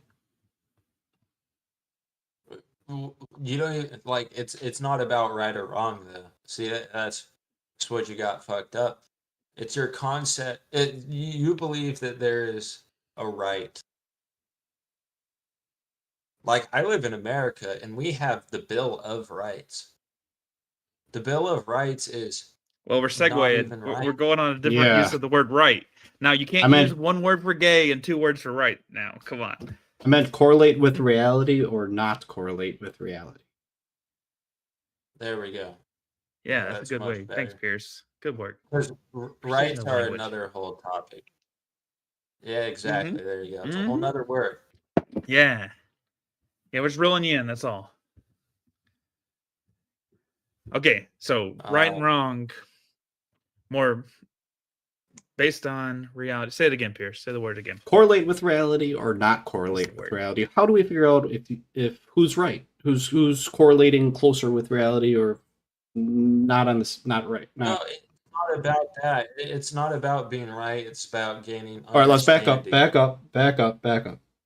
If I look at this situation and I've come to a different conclusion than you, can we both be can we both make our statements about it and are both of us correct? Or are both of us No, making it's not about. truth when we if we were to speak our statements and they're not the same, are are both you and I both speaking a true statement? No, it's not about true and false. Not about right or wrong. It's about you say one thing, I say another thing. We both see the same thing, and we both find understanding based upon what we saw. It's not about saying I'm right from my perspective and you're wrong from your perspective. We both saw the same thing in a different way, and we just happen to communicate using different words. That doesn't make you wrong, I'm right, you're right, I'm wrong, your false true, none of that shit. It's not about that. It's about, did we see what we see? What can we learn from it? What understanding can we gain? How do we go forward from here? It's all about that. That So when sounds we much see different people than the not sin reproducing, and Yeah. degeneracy and sin. That feels like way different language than what you were saying Let before. me get more specific. Let me get really, really specific. So I think what you've been saying, I haven't been like taking notes or anything, but you're saying like sure. there's sin. You want to judge the act, not the person, Yeah, exactly. and so you want people to reproduce because that's like energy transfer, putting your energy into something. I'm not Yeah, reproducing. it's produced, not consuming. Yeah. If I were to say something like I don't sinning doesn't matter if you sin, doesn't matter if you reproduce. So we're saying completely different things. Okay, How would no, look, we? look, look about like this way. Okay, so me and you are together and we view a third party, whether it's a person or thing. We just view a behavior. Okay? Me and you next to each other, we view a behavior of something. Okay, We both see it. We know exactly what happened. We have the picture in our head and the memory. gotcha. Then, an hour later, we walk away. We saw the behavior. Now we talk about it. Now we're sitting there talking. You say what you saw is this with this combination of words. I say it's this with this other combination of words. Just because the words are different, we still saw the same. I got you. We're talking past each other a little bit. Okay. Let me try to. Right. I'm gonna use your example. So we both make this observation. Now, in this my scenario, it was like, hey, we both see this observation. We agree. Let's say it's Mr. Today, and he's having homosexual Black. intercourse, right? Okay. Whoa. Yeah. Wow. And Quick. and so we both see this. Why we're seeing this, I don't know, because I don't want to be seeing it. You probably don't want to be seeing it either. But we're seeing it. We're making this observation. Right? Humanity does not want to see it. That's the whole point. I'm sure some people do, but I don't. But anyway, No, humanity as a whole. Honestly, I don't want to see anybody doing that stuff in public. Not want to see that. we public. I didn't say that, but okay. Moving on. So we both have this observation. Bandy, you might say, "Hey, that's a sin," and judging the sin, not the person, right? And I might view it and be like, "I don't really care. Whatever, don't matter." And so, but we both had the same observation, but we pulled something from that observation, something extracted from it, right? Yeah. And it's different. It's completely different. Yeah. There you Yeah. go. Yeah. Yeah. How could we figure out whose then extraction? Is there one extraction that's correct and one extraction that's incorrect? It's not about a correct abstraction. I'm saying from what you extracted from that behavior, you created a perception, but due to lack of maybe understanding or long-term Wait. thinking. Lack of understanding. Does that mean I'm wrong? Does that mean I'm mistaken? No, not at all. Well, then why are you saying lack of understanding? I'm confused. I really want to understand. You cannot understand something and not be wrong. It's like, just because you don't that's what school taught us. If you were wrong on a test, then you don't understand it. And that's a complete fallacy and lie. Don't believe that. Just because you don't understand an observation that we saw that David might have been having sex with men and not reproducing for society, right? And it's not a right or wrong thing. It's just saying, in the long term, when you view behavior like that, you got to realize in the long term, if everybody did that, we would cease to exist because we couldn't reproduce. And it's in the best interest of human reproduction that behavior, I'd say, shall be shamed, and we shall not support behavior like that, because behavior like that, if everybody did it and we supported it, no one would be alive to even exist. Do you feel similar strong values for like other things like video games or jobs that take up someone's attention, or TV, or weird, would you feel a similar passion? Like do you feel like it's a similar degeneracy for someone to be very caught up in their job, or to we're talking to people online, to be overly infatuated with their wife if they're a man? Yeah, there's so many different instances. We could go on and on all day, but obviously, like, one thing that's outside what we're talking about, another behavior that would be bad, that some people may call a career, would be OnlyFans, right? People say OnlyFans. No, we're not talking about that. We're talking about a business executive. I mean, okay, look, you're going back to sexuality stuff. Like, do you feel similar about non-sexual stuff? A similar amount of passion, of frustration? Dude, and fuck yeah! I'm gonna grab another beer and pee, and yeah, we could go on. We could go on any topic that's not revolving sex, but yeah, there's just thousands of topics that we can name, and we're gonna find the most understanding here if we come up with a topic that we all kind of enjoy and like. Cool. Well, now I'm gonna text those other guys who are trying to come up and say, now we're at a good stopping point to bring somebody out. Yeah, the other guy left. Yeah. I'm gonna tag him. There you go.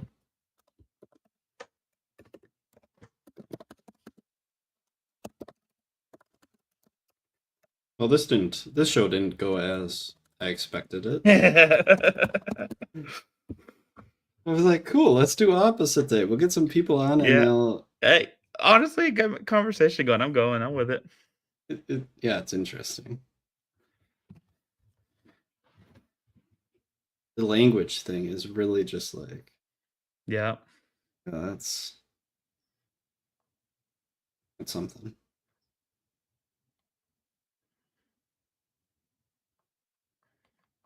I like the sparkling water thing. It was kind of a dick thing, but I had to do it. Oh yeah. Okay. So, topics or different aspects of behavior outside of sex. We could go into the career world. Let's say a businessman. Yeah, You guys businessman. know business? Obsessed with business, Businessman. always in business, always on the calculator, always in the Excel spreadsheet, always in the Word document.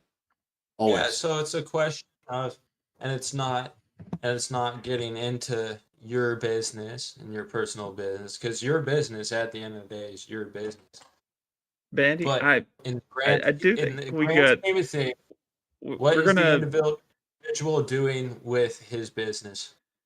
Is the individual being motherfucking, he's a guy saving puppies, is he a guy that's farming? Like, if your business is farming, Degenerate and that's all you do, and that's how you spend your energy and behaviors, we Chase would say support that. as humanity, because the farmer produces lots of energy and food for people. Food is nothing but energy, and we need energy. So the farmer, we should totally support behavior like that. When it's behavior that goes against production and it's consumption based behavior, like a fat person on an electric wheelchair going through Walmart or Costco and buying everything on the shelf, overeating things and letting things to spoil, or a restaurant throwing out all the fucking wasteful food at the end of the night when it's clearly still edible. That is behavior that, for the greater good, shall be shamed, because in the long term, it does not lead to production. It leads to consumption, because it is inherently consumption.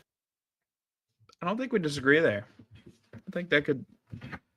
But The same Bandy, thing, like you've said something, a number of things that I've agreed with tonight, but like I feel like some of the presentations you've had on it were have tripped me up, and it feels like in a similar way that you were saying that like the LGBTQ community needs to work on the way they're presenting things. I'm having a similar like gut reaction to say like, look, if you're trying to get your message across, you're tripping over yourself into some of these ways.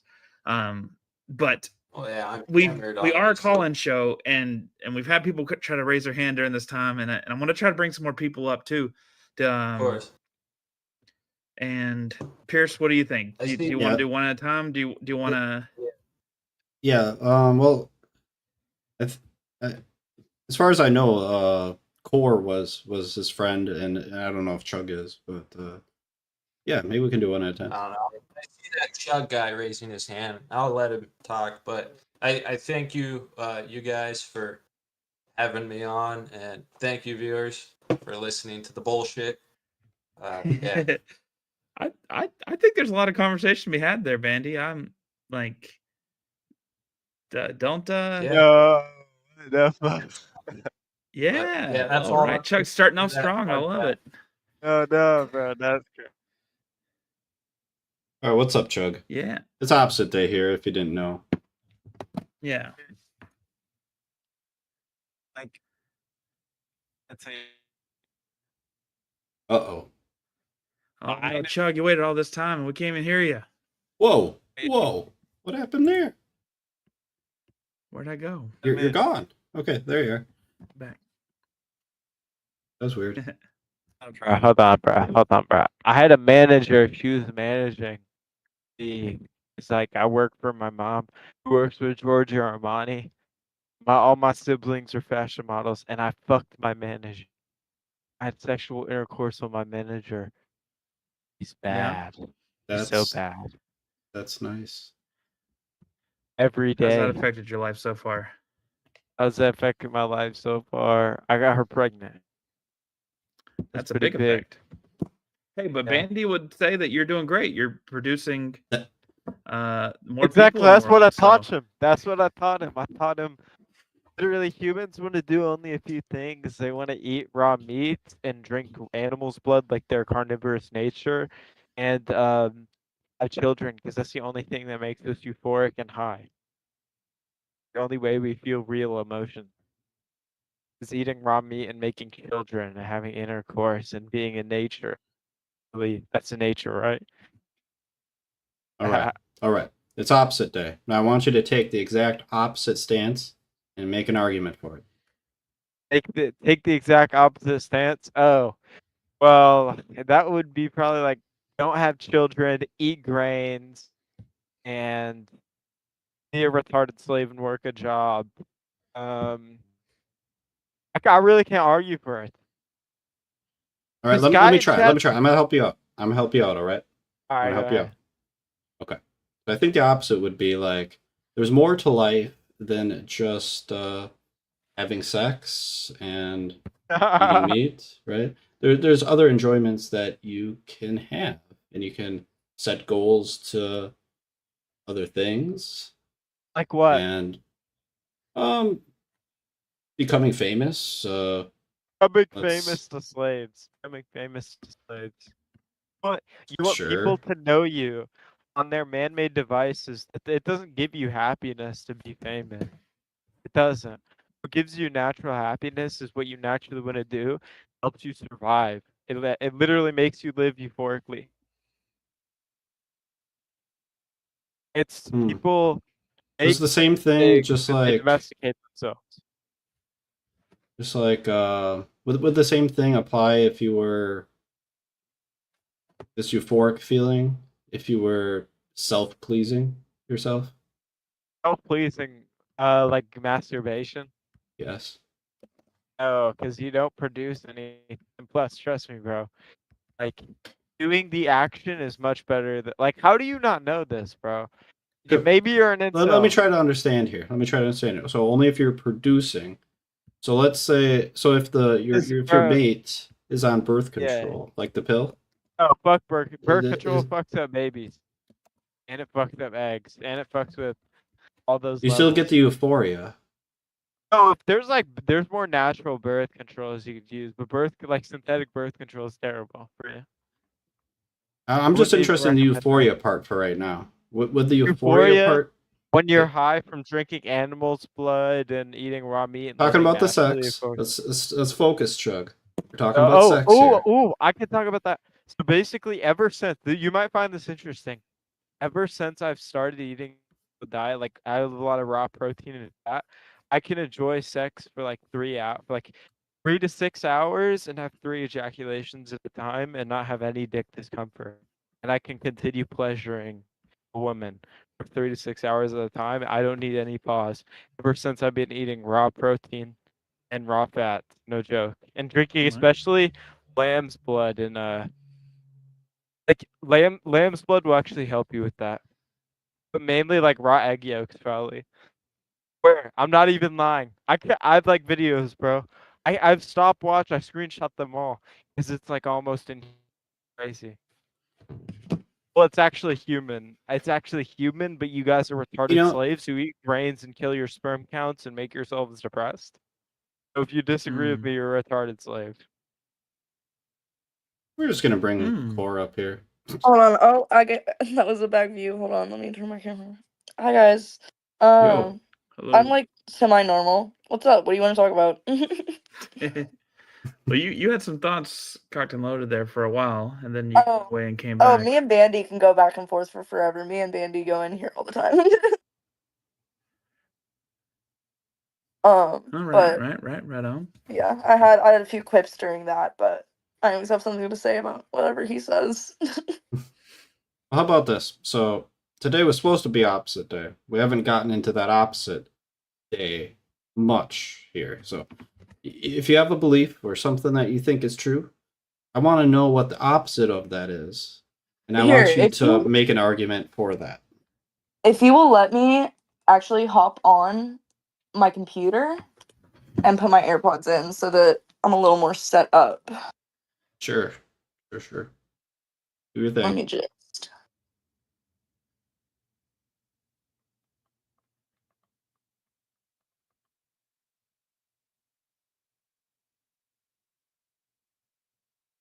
Unmute. There we go. Okay. A little bit more of a professional setup here. Let's see. I mean, I guess I have a pretty big belief as an indigenous person about cultural preservation, but I could also, like, with having used to be a communist, argue against that.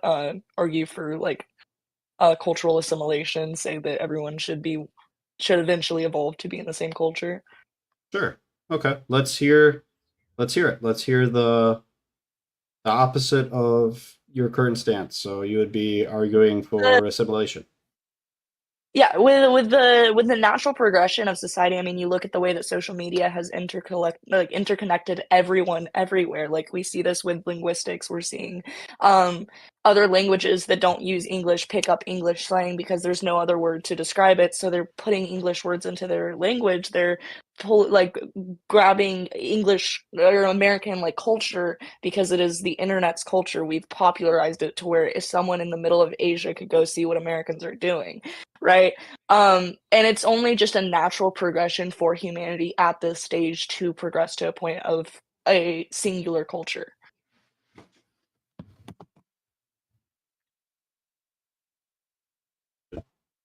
Right. Is that the best reason to hold that position? I think that because it is natural, it shouldn't be fought against. It is inherent to humans, and I don't think it's inherently negative. I think that it is beneficial for everyone to have a shared interest and a way to connect even across borders and across oceans. Okay. It would You know, make you trade actually far easier, it would make education far easier, it would, communication in all ways, we would all speak the same language, have the same values, the world would be on the same playing field. Okay. Well, you know what? That is, I gotta say that for someone who doesn't believe that and believes the opposite of that, I'd say that is pretty well spoken. Um, 'Cause I why? used to believe it, that's Yeah, that makes sense. Why? Why is that? So you don't actually think that's a good reason, or at least not a good enough reason to take that stance, right? Um, Yeah. why is that the case? Why is that not a good enough reason? I mean, for me, it's a very interpersonal thing. Culture and preservation of culture is very near and dear to the indigenous community because of the, like, hardships we have faced, so it is just something that has been ingrained into me, and knowing what my ancestors went through to try and preserve our culture, it is very important to me to do so. Hmm. Why is that so important? Because there was an active effort and it was a active, not a natural effort, it was a unnatural genocidal effort to quench our culture, and I feel like I because see. of that, it is only natural for us to try to revive that because it wasn't naturally taken out, we were forced. Hmm. Interesting. Is it, just for clarity, is it enough to document the culture, or do you have to actually keep the culture alive? Well, it's really limited. It depends on who was colonizing what. Areas that were more French controlled for longer have longer documentation because the French were a lot better at documenting, while places controlled by the English or the Spanish don't have a lot of documentation because they were more known for erasing, completely destroying everything in their path. Um, so some cultures are having to, grab from very few little things and build off that, while others have a lot of documentation just to bring back and start practicing again. Hmm. Um, so it really is, we're such a vast group that it really depends. Hmm. Okay. I'm not. Sh- I might have. I don't know how to ask this in another way that is after what I'm getting at. I think I can formulate it differently. So there are certain circumstances where just documenting the culture and having that documentation is enough. And then there's other circumstances where you want to keep that culture and tradition actually alive and keep practicing that tradition, and the documentation isn't enough. Is that what you're saying? Yes. I mean, for specifically our culture, the way that the beliefs work within the culture, the ancestral beliefs, the land beliefs, it would require practicing to continue, not just an acknowledgement that the practices happened. Okay. Okay. That continue of those practices, what is it about those that hold so much importance to you? The fight to keep them alive, the fact that it has been a constant battle for 500 years to destroy them, and the fact that they are still here through the hardships and through the pain that my ancestors went through, so that I today can still have these practices, still have these things, and know about these things. So interesting. It's more about the fight than the practice itself. Yeah, very interesting enough with indigenous people in America. While we a lot of the times pre-colonization did believe in a god and worshipped a god, or even gods, depending on the tribe. Mhm. Modern day, even religious natives don't really worship a deity in a god way. We worship our ancestors and we worship the land because we do truly believe that what happened to us isn't worth worshiping. But our ancestors fought against it and the land nourished us and kept us alive. But we believe our God or gods abandoned us. So it is more, it's not, we aren't as set in things like the Christian beliefs are, where when things don't really go along with our teachings, we change the perspective on the things, not the perspective on the teachings. When things don't go the way with our teachings, we change our perspective on the teachings. We say, "You have abandoned Mhm. us, we're abandoning you." We worship our ancestors and we worship the land. Okay. So, with regards to this preservation of the culture, it's not necessarily the any religious teachings that are necessarily being preserved, but it's other things revolving around how that culture used to or currently does do things. Okay.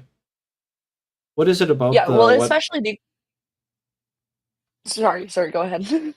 what is it about like what's currently done? Like maybe you can give an example of one of the practices of the culture, besides religion, and why is that so important? I mean, a big one is land preservation. We look at the way that we are absolutely obliterating the land that we live on, how we have completely just, there's not a better way to put it, like, Mm, just assaulted the land.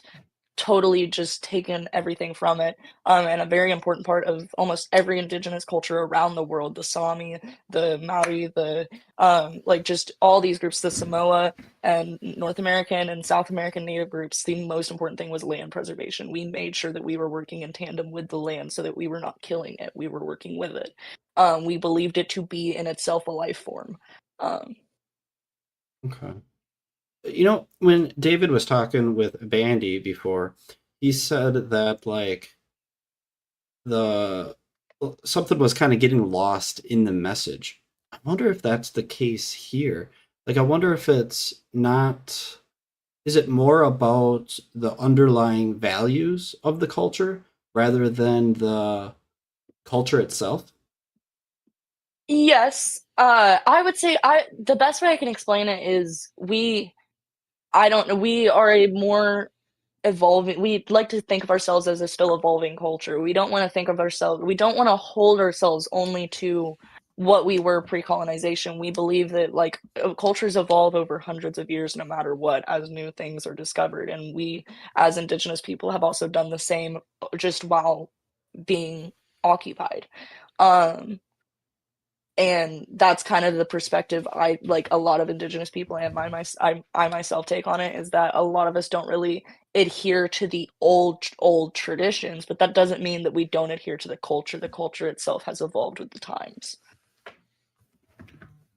If I were to boil that down into my own distilled essence of what you just said, I think it would boil down to um, we should have varying perspectives. I mean, we're saying cultures, but also kind of like those underlying values, and that's what I meant by perspective. So maybe I should say values. We should have various values within area or world or whatever you want to say. Is that kind of what you meant? Yes, I think that could also be beneficial. I think diversity as in general. I think to argue against my own point that I made earlier, I think that when everyone is like truly the same culture, things become very bland and like there becomes deviations within that that are outside of culture where you start getting stronger like class structures because people want a way to differentiate themselves from others or stronger race structures or whatever to differentiate themselves because it's a natural human instinct. And I think that that's just inherently wouldn't be great. I think cultural differences is a great way to handle like being able to differentiate yourselves and have your own like way of feeling unique, right?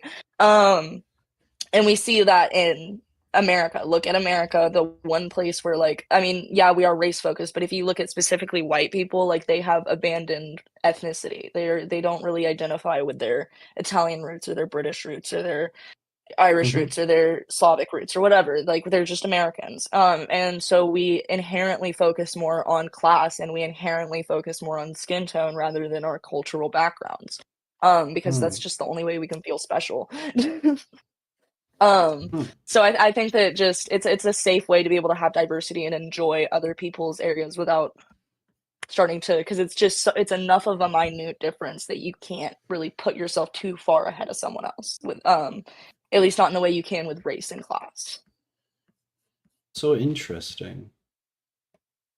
With regards to this topic, is it really? I don't want to sound like I'm making an assumption here, so please correct me if I like I'm totally off base here. But is really the underlying thing that's supporting this for you really about like diversity? No, it's I'll be right back. preservation of Excuse me. culture. I think everybody has a right to preserve their culture. I think that like white people are the ones that get a little weird about it because they're the one that get a little like I hate everyone else. I'm the only good one, but I think everyone has a right to want to preserve their culture. It's a natural thing to want to keep what your ancestors did, especially certain groups that face certain hardships that specifically tried to erase their culture or bring them down as a culture, are going to fight harder than others to try and preserve that because it was tried to be taken away from them. They weren't willingly giving it up like Irish or Italians in America. It was Hmm. stripped from like the indigenous people or white passing black people.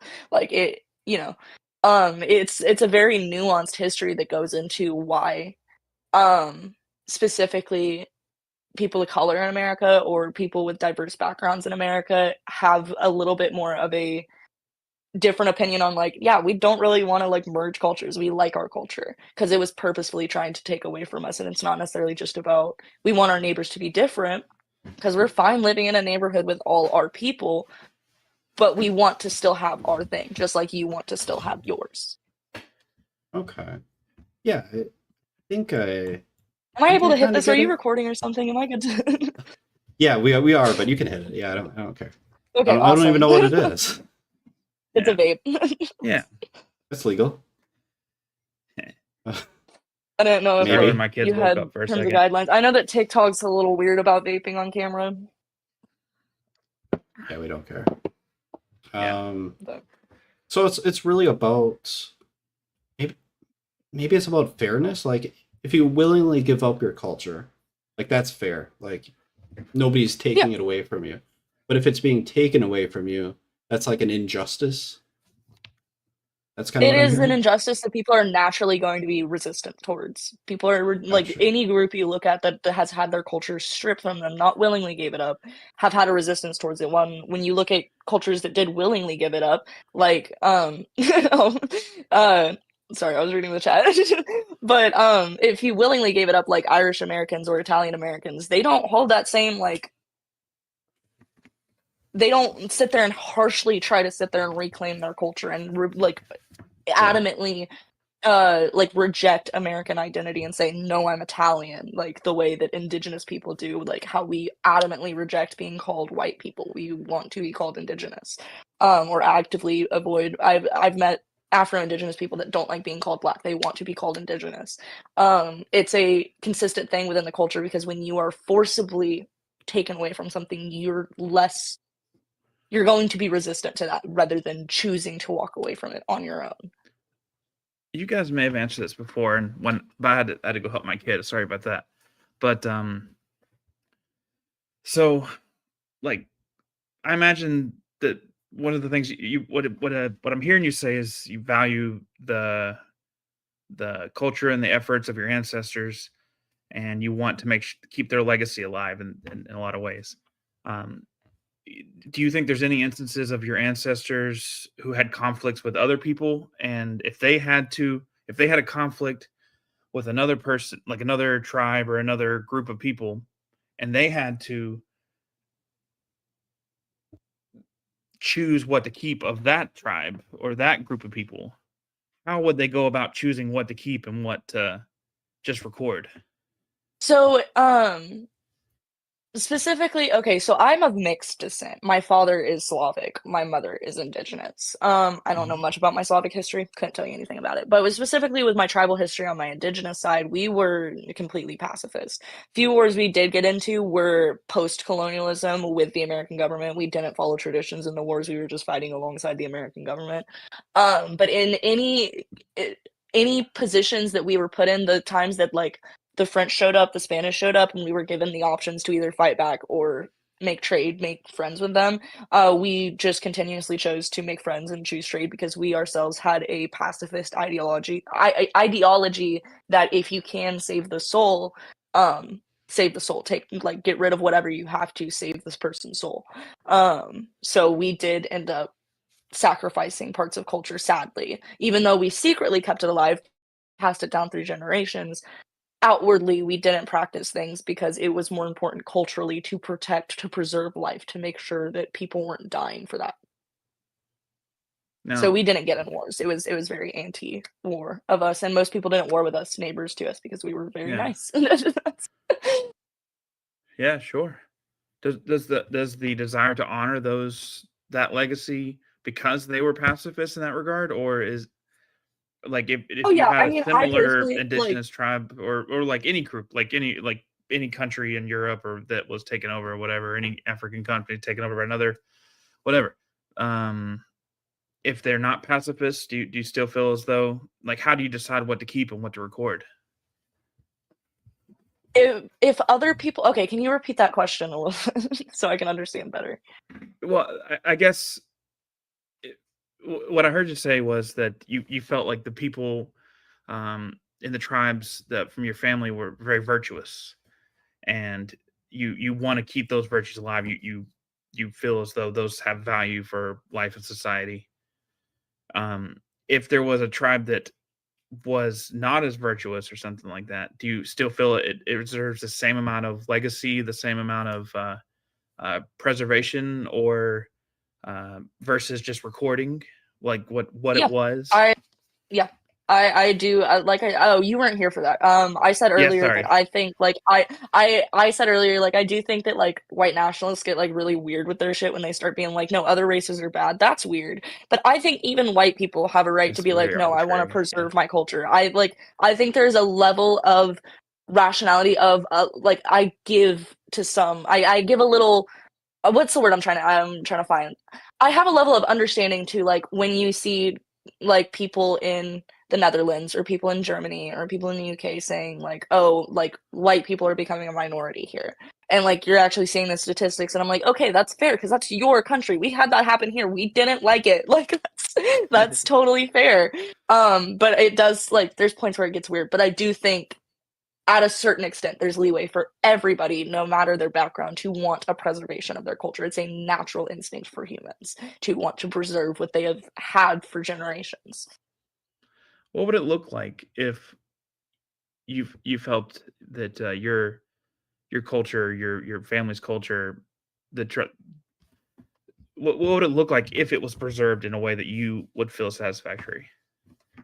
I mean, I feel that like over time we would have modernized just like every other country, not everyone got colonized by America and everyone industrialized. Like that's just kind of how it went. And everyone's like having their technological revolution now, and so it's things follow a natural course, and I think we would have followed that natural course just with our indigenous values. The land in America would be better preserved. I don't think we definitely wouldn't have as many like coups as we've had in history than America has sat there and done and destabilized all these governments. We'd probably have a lot less wars. Like, America's done a lot of fuck shit that I don't think we would have done if indigenous people were just in charge. But,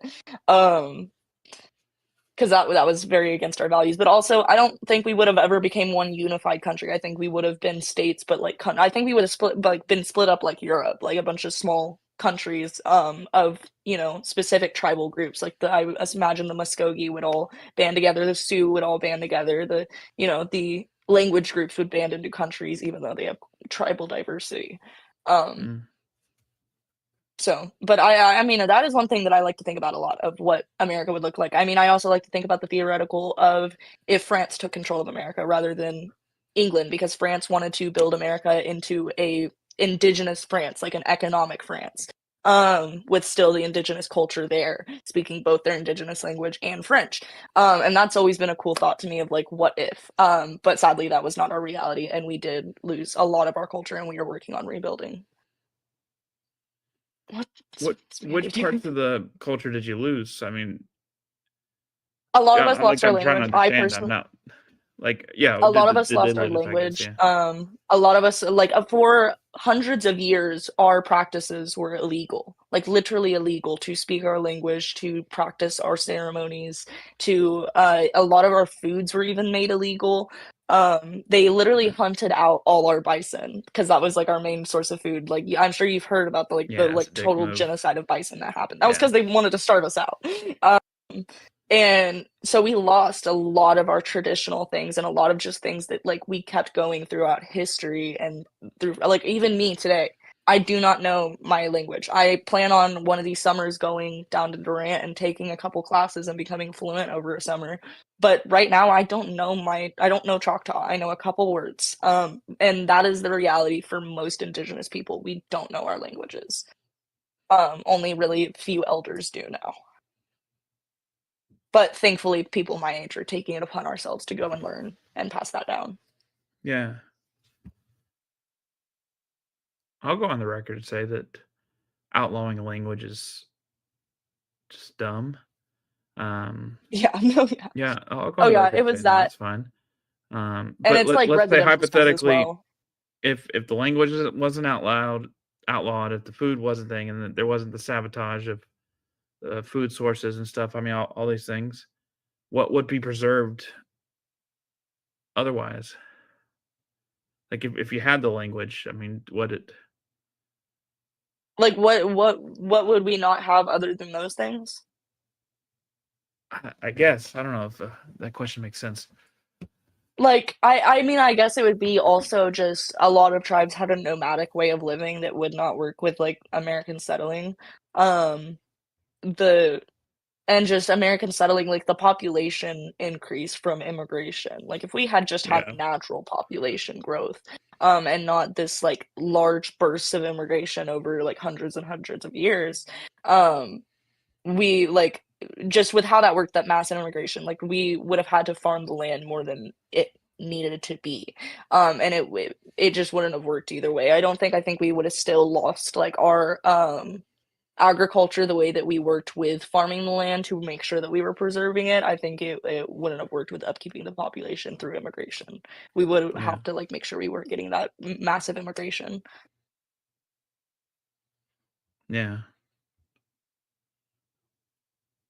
So it's fascinating to me. Like, I'm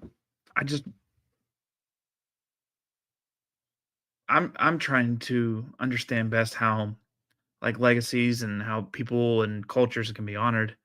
Like, just to be pretty personal, like my dad just died, and it was awful. It sucked.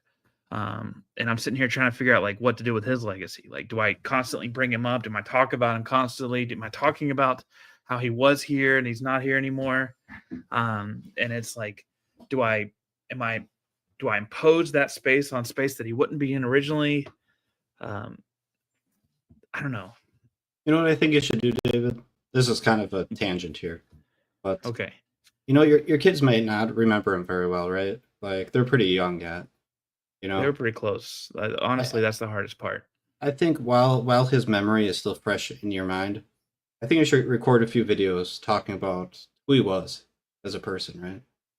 Just talk about him. Just press record, and whatever the hell happens, just keep talking. You know, and then someday you'll be able to give that to them and say, "Hey, this is who your grandfather was." I'll consider that. Cord, do we have videos of stories? Maybe one project for you too, just to deflect a little bit from personal responsibility here. Um, maybe there's some fun video projects, recording stuff, which I know there are people who do those kind of things.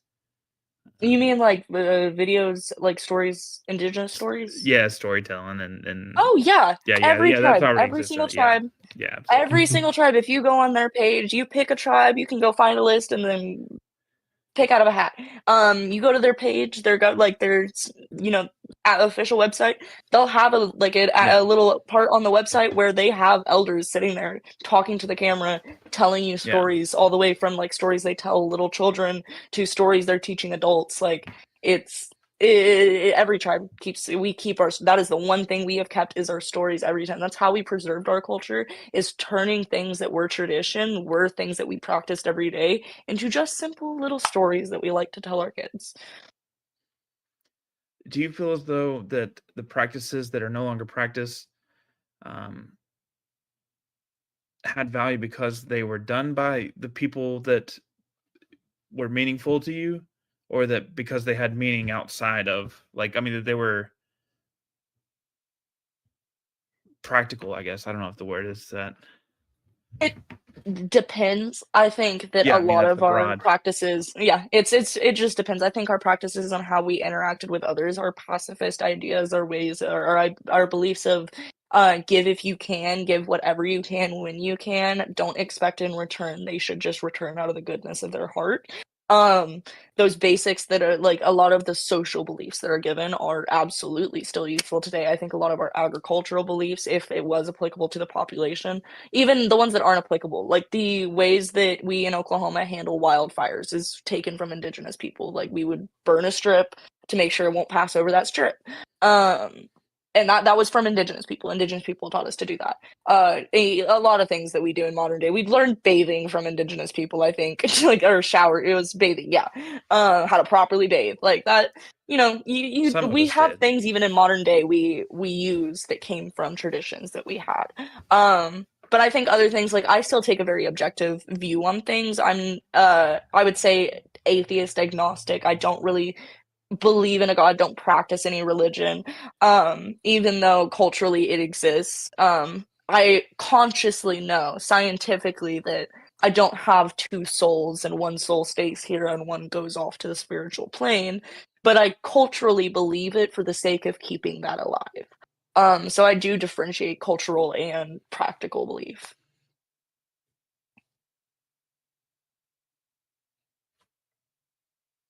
I want you on that last part. That last part was Yeah, yeah. That one confuses a lot of people whenever I bring it up, but I do, just with the way that culture is so near and dear and important to preserving and keeping alive, and keeping those stories going, do have a separation of actual practical belief, what I truly like believe scientifically, and what I culturally believe because that's what's been passed down and what I need to pass down these stories, to pass down these beliefs, these uh lessons. Can we get an example of one of those lessons? yeah. I mean, one of them being like the whole spirit thing. So we believe you have two souls, two spirits, one that stays on earth to guide your younger ancestors, those in your family, and one that goes off to the spiritual plane. I consciously don't believe that. I consciously don't believe in ghosts. I don't consciously believe that I mean, I don't know. I get a little iffy on believing that my ancestors guide me a little bit, but I don't believe they're standing right there guiding me, like with their soul. I think it's the lessons passed down that live through my blood, live through my soul, live through my, like, me. Um, but even though the story itself teaches like their soul stays here and they're walking the earth. I don't think that. But culturally, I will tell my kids, obviously, when they're old enough to know like the truth, I'll be like, no, like, science says that that's not really what happened. But your ancestors are still very important. You need to venerate them, and they do guide you. The things that they went through are the reason you are here and what guides your daily life. Like, it's still veneration is still very important, even if they aren't actively standing there watching you do it. I was about to ask you what the importance of the two souls story is, but I think you answered it. I think you answered it by saying, maybe I'll just let you answer actually. Like you said, it's part of your culture and what like guides you, I think you said. So like the two souls story is important because it's part of the culture and it can help guide you. Is or would you answer that Yeah, differently? it still keeps you like, I think that whether you believe, I mean, again, like I said, I still believe that there's some level of guidance from your ancestors. If they're like, even if they're not standing right there guiding you in spirit, what they went through guides you today. The fact that my ancestors fought Mhm. for hundreds of years to keep these stories alive, and I hear them today, hundreds of years later, is something that should be praised, that should be venerated. And that keeps that alive. That keeps that idea there. And it's just the story that has been passed down to keep that idea there. That hey, this is why you have your soul that goes off and goes to heaven, like we believe. Well, we don't believe in heaven per se, but it's similar. And then you have your soul Allegory? that stays here to guide you. Did we say that word already? Did we say the word Uh, allegory already? Don't think that was Analogous. what you or, meant. Yeah, I don't think so. Um. I could be wrong, but So it's like Um, the story has value because it shapes like this is some Jordan Peterson shit right here. This is the I see that smile was the smile of approval of using that name. No, oh no, I oh know, it no. was a joke. It was a That was joke. me laughing. I know. but for I real, I can mean, see it this on your is what he's face. saying. It's like the archetype discussions. I think are the allegories, the stories themselves are help shape the true reality, even if they're not true. It's like they paint the framing of reality in a way, or they paint they help align you to the principle behind reality versus not exactly the thing it is. So um so you use language like I believe it but I don't believe it, and that's what I'm wondering if you're saying. Like are you saying that that's like this paints the principles of reality, this it may not be true one for one, but it's like saying that uh Luke Skywalker overcoming uh Yeah, that in a way. But Darth also Vader there, is an allegory. I think there is a part of me that wants to believe it culturally because I understand how important it is to my people, to my culture. What's But it mean my to believe it rational brain, culturally? I'm my sorry. scientific brain won't let me. What's it mean to believe something culturally versus regular belief? um, to believe, like, I don't necessarily. It's hard to explain because when I'm using believe culturally, I don't mean like I believe the concepts. It's I'm keeping it alive. I still talk about it. I still spread it. I would tell my children that story. I would tell people that story if they asked about, what is your culture's belief in souls? Quickly, there it is. Boom. And I use that one, and it just depends on the discussion. If I'm having a cultural discussion, that is the one I will use if that's what we're talking about. But if I'm having a scientific discussion, I'm not going to bring cultural beliefs into a scientific discussion. I find it annoying when Christians do that. Like, so that's more so what I mean of like if I'm speaking in more so feeling, more so the theoretical, the what my soul believes, what I believe in my heart. That's more so what I'm talking about. When I'm speaking more logically, when we're talking about science, when we're talking about the facts, I will speak with science, speak with facts. You sound like me in my last days of being a Christian. Just saying. Yeah. Well, I had a very it's similar, a like, little different from because I'm not positioned like on a or I'm I not like held to believed a it belief in was a God. true, but not true at the end there, and Yeah. I don't know. I feel a similar affinity. Like it just reminds me of that time of my life. Hmm. Oh, Bandy's back up here. Yeah, Bandy's up and So down and up and someone down. brought There me he back is. up. I know Alpha Cat And wanted Alpha, to speak, yeah. though. I think I'd rather hand this turn over to Alpha Cat. Well, how selfless. Look at that. Bandy, taking one for the team. I don't care what they say about you, even though I just met you today. Oh, thank you. Hi, all. How's everybody Hello. doing? Bandy like candy. Yeah, thanks, Bandy, for giving me the opportunity to speak. And yeah, that was a really cute cat, by the way. I just wanted to mention something that Corey was talking about, language. And the country that I'm from, they fought a whole war to preserve their language, to have the right to speak their language. And I know I appreciate that because my parents taught me that language and it was my first language, even though I was born in America. And it's, in my opinion, I think it's the sweetest language. It's actually a really cute language. So I'm kind of glad they fought for it. What language do you speak? Bengali, Oh, Bengali. yeah. And Can I hear a little bit of it? oh, okay. Apni kemon achen? Oh, that Sam, is really Fix pretty. the YouTube. Pierce. Is there something wrong with it? You only have one person on the stream. I fixed it already. Mine's behind then. I'm sorry, guys. I'm just messing with the flow. Thanks, Obama. Thank you. Sorry, guys. Alpha Cat. Oh yeah. But yeah, I just thought I'd mention that. But yeah, I think language is important. I love learning languages. I think it's the best tool for communication. Yeah. And I think there's something to what Bandy was saying earlier. I don't know if you were around, but he was saying that a lot of language evolved for contracts, for business, for Absolutely. commerce, and for unifying those to try to make it more streamlined. Yeah. Um, I think language it- is something that makes us very special as human beings.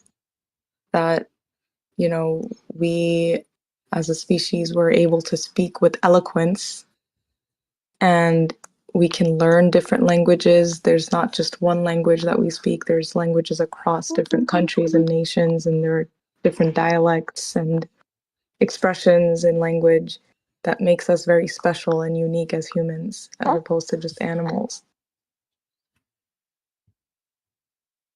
you think there'd be anything inherently wrong if everybody spoke The same language? Mandarin?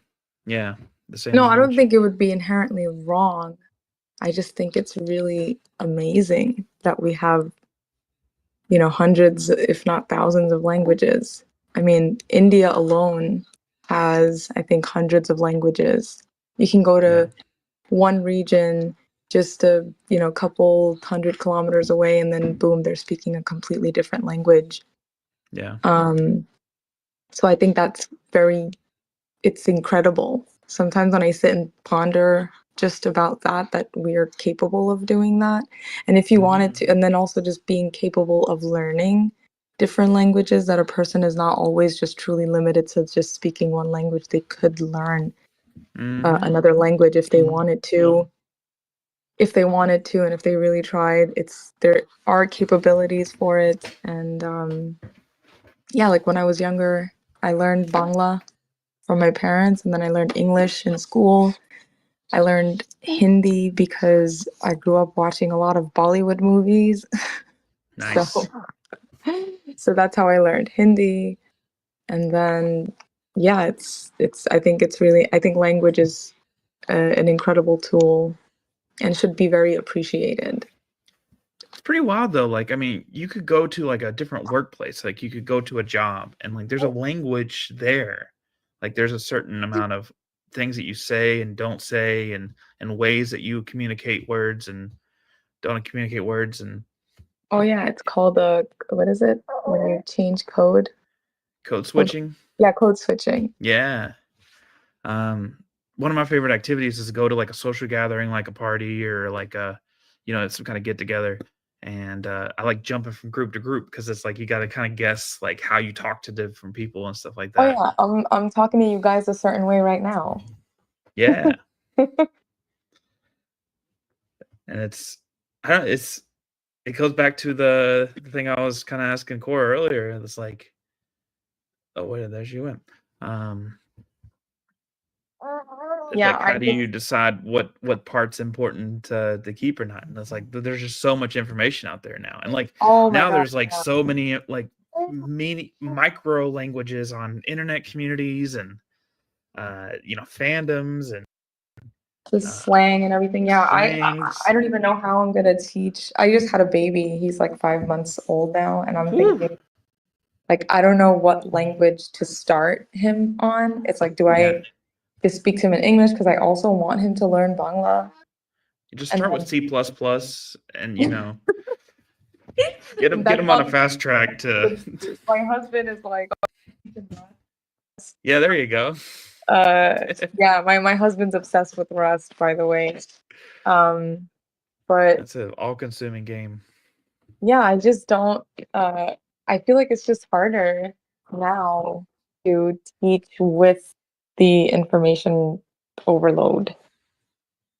But yeah, I don't know. I guess I'll just have to do what comes naturally. I mean, right now, just naturally, I just speak to him in English, but then sometimes I'll speak to him in Bangla, and then I wonder if that's going to confuse him or if he'll just learn simultaneously.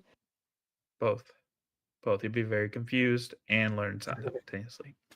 But it's also just, it's a tangent, like just watching babies grow and develop is also just incredible because they go from being a complete, just they don't know how to move anything or they're not really making purposeful movements of their hands and whatnot. And then they slowly reach these milestones where they're grabbing things with their hands and putting it towards their mouth or they're following you with their eyes, or they can recognize when you call their name and they turn around. It's just mind-blowing. It is mind-blowing, absolutely. Or sometimes they fall off the couch that you let them fall asleep on, and you have to go pick them up.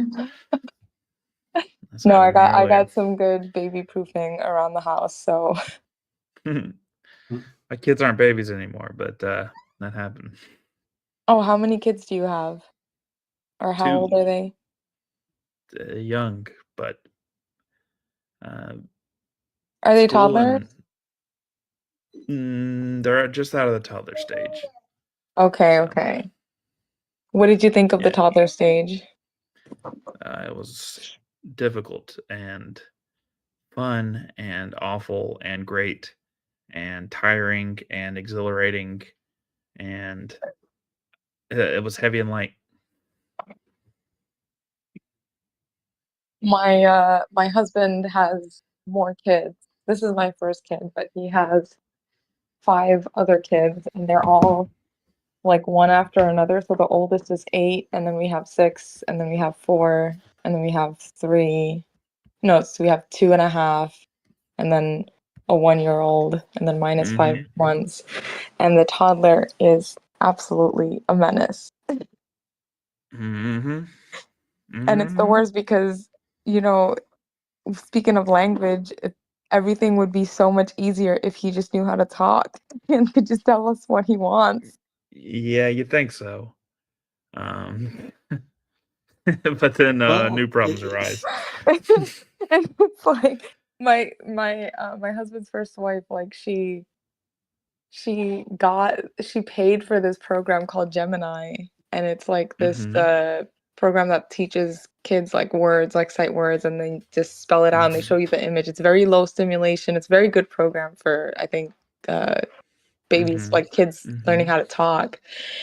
And she just was like, "You're doing this for every day because we need you to start talking." Because he was the worst toddler out of all of the kids.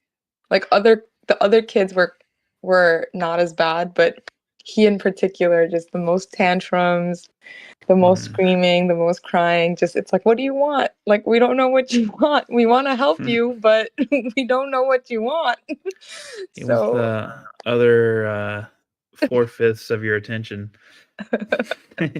yeah, no, but he's getting better now. He's kind of slowly learning to talk. So he knows how to say like, 2, 3 words at a time now, and it's gotten Yeah, better. you're getting there. It's like Yeah. programming. You everything seems like it runs, and then you gotta find more bugs, and then you gotta Oh my God, fix yeah, fix yeah. the bugs, and Toddlers. then as soon as you figure that out, another thing. That's just life, Yeah, um, toddlers and the are world just so changes buggy. so quickly. Like we're talking about language and all that fun stuff. It's like the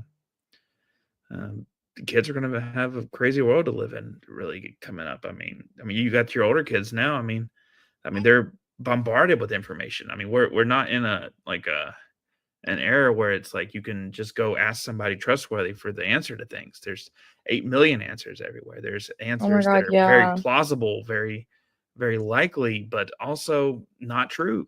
I mean, it's just we're in an age of overload of information. So I mean, it's a difficult Yeah. world. So Access it's like, to information yeah, too. I don't remember having this much access to information when I was growing up. you Like we didn't. we had to go to the library and like Yeah, look up encyclopedias and all that fun stuff. using use encyclopedias. And wait, Hmm. when we did have computers, I think I was in high school when like you could actually use the search engine, and we had this site called Ask Jeeves. Oh Do you yeah, guys ask remember Jeeves, that? the butler. Yeah, Yeah. he'd find stuff for you. I And miss that. yeah, Ask Jeeves was like the shit. Like people thought that was like revolutionary, and now in comparison to ChatGPT, who can write your whole Absolutely. paper for you. Oh my God. Yeah. Yeah, no, it's crazy. These kids don't know the struggle. The struggle of using Ask Jeeves. The struggle of not using Ask Jeeves, but just, like Busting out an having to work a encyclopedia, little trying to bit, find a word working a little or bit something. harder. We At had to least we string a few back in our sentences day. I together. Was it harder though? I mean, because It nowadays they wasn't gotta like, harder. No, you know what? I'll be honest. In our day, in comparison to everything else, it seemed like, oh my God, we can just go on the computer and ask Jeeves. But, and then we asked my dad, and my dad's like, I had to walk across a whole village yeah. barefoot and cross the Based on river what to you're get to saying, you grew up with the school. golden age of internet. What? You grew up during the golden age of the internet. Yeah, yeah, yeah. That's what it sounds like. Like the Back when .com. Hmm. Back when you went to websites instead of everything is aggregately fed to you through feeds. Oh my back God, when yeah. Back you then. Hmm. when you had to write YouTube descriptions by hand and not use ChatGPT. Oh my God, forget about writing YouTube descriptions. I still remember writing essays using pens. There you Yeah. go. Yeah. We didn't use, iPads or laptops in school. We like had handwritten tests, Then you and had to go up and you had to sharpen your pencil and make that really loud you had to grinding noise. you had to sharpen your pencil. I Yeah, like doing yep. that. They didn't I let don't know you. about They didn't y'all. let you bring a calculator. You couldn't take your calculator out during the test. You're not going to have a calculator in your pocket when you get older. Oh Who wants my to be the God. loser, like calculating on your phone or calculator, like what the best price for bread is? Just grab one. You know which one's the cheaper one. You can just tell by looking at it. It's the one that looks like it's in the cheap ass packaging. We're facts over Facts. feelings here, Pierce. That's really funny. Well, guys, Yeah. I think I'm about ready to call it a night. That's a nice, easy, like, chill conversation to pull it up in. If Yeah, nice meeting you guys. Yeah, you absolutely, too. thanks for coming up and sharing your experiences. And any last questions or anything? Nope. You guys have a Alright. wonderful night. Hey, Catch you later, too. Good then. luck with those youngins. Thanks. Oop, I cut her off. Yeah. Wow, rude. That You're was fired. rude. I was thinking, David. I was thinking we Yeah. could leave. We wanted to end kind of on a high note. It seemed like, Mm-hmm. and I kind of want to end on a low note. Ooh. Yeah. Okay. I want to pull up this comment and put it on the screen for everybody on YouTube and for everybody who's Oh, not. I love it. I'm gonna read it. And the comment reads, "Hope you all are 6 feet under." Ooh, yeah. So with that being yeah. said, cheers to you. Yeah, it's opposite day. I'm 6 feet above the ground. With that being said, see you guys later. See y'all. Thanks for everybody